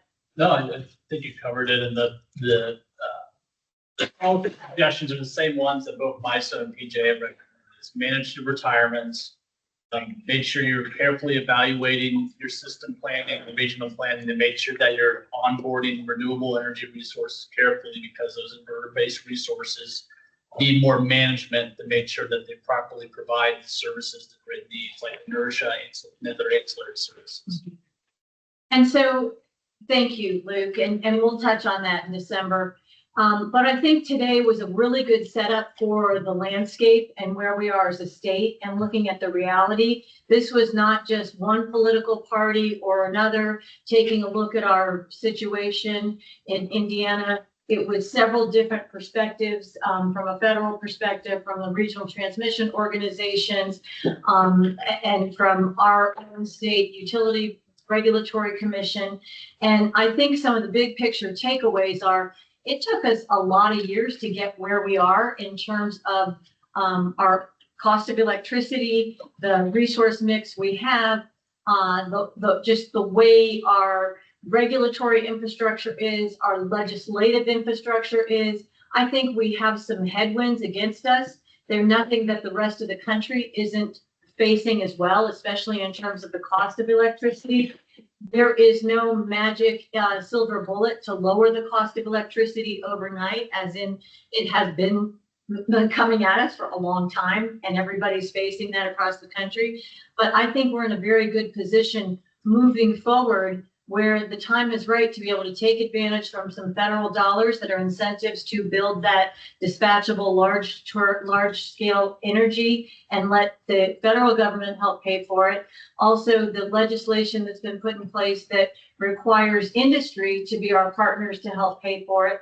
Why would we not take advantage of this moment in time to have somebody else pay for it rather than our ratepayers have to pay for it? So I think we're leaning in on that opportunity right now. So moving forward, we have the opportunity to have somebody else pay for the infrastructure that we're going to need, whether we have data centers here in the state or not. And we do have a great move forward. I also think that, you know, anybody that wants to point the finger at someone who's been in office for 9 months now, and say that's the person that's responsible for our high electricity rates, that's sort of short-sighted. But that's my one moment of political commentary, and I'll try to refrain from that for the rest of the task force. But anyway, I want to thank everybody for being here. I want to make one more mention and then I'll open it up for questions. We appreciate all the public participation here, both in the room and online. I understand we had almost 60 people participate online. Thank you. Please continue to follow us. Please send any comments to the email address energygrowth@oed.in.gov. So energygrowth@oed.in.gov. First, any questions from the task force members? Any comments? I would thank all the presenters for their well thought out words today. It was very helpful for me. It was not a non-energy person. Thank you. All right, let's open it up for any public participants. Do we have any questions from the public participants in the room or online? We do have a question in the chat, and it's for Bob Kuzmin. They said, is your data center forecast based on a bottom-up or top-down approach? Is it available for Indiana? Great question. It is basically what we're hearing from our members. We're not involved. We being MISO is not involved in recruiting or sitting down with the contracts with data centers or economic growth. So we get our data from our utilities and our members. Thank you. Any other, Mel? That was the only one. All right, well, I want to thank everybody for being here. Again, I agree. Dan, thank you very much. I think we had some great presenters who are well prepared and really appreciate your time. Just a reminder that next month, we'll talk a little bit about a SWOT analysis. I hope to have more presentation from the task force and thinking about what are our strengths, weaknesses, opportunities, and threats. Please think about those opportunities. And I think that what Representative Soliday pointed out, think about the end. Where do we want to be at the end? What do we want the outcome to be? And thinking about where we are at this moment in time that was laid out very well in this meeting. So we are adjourned, and we'll see you next time on November 17th and then December 5th. Thank you very much.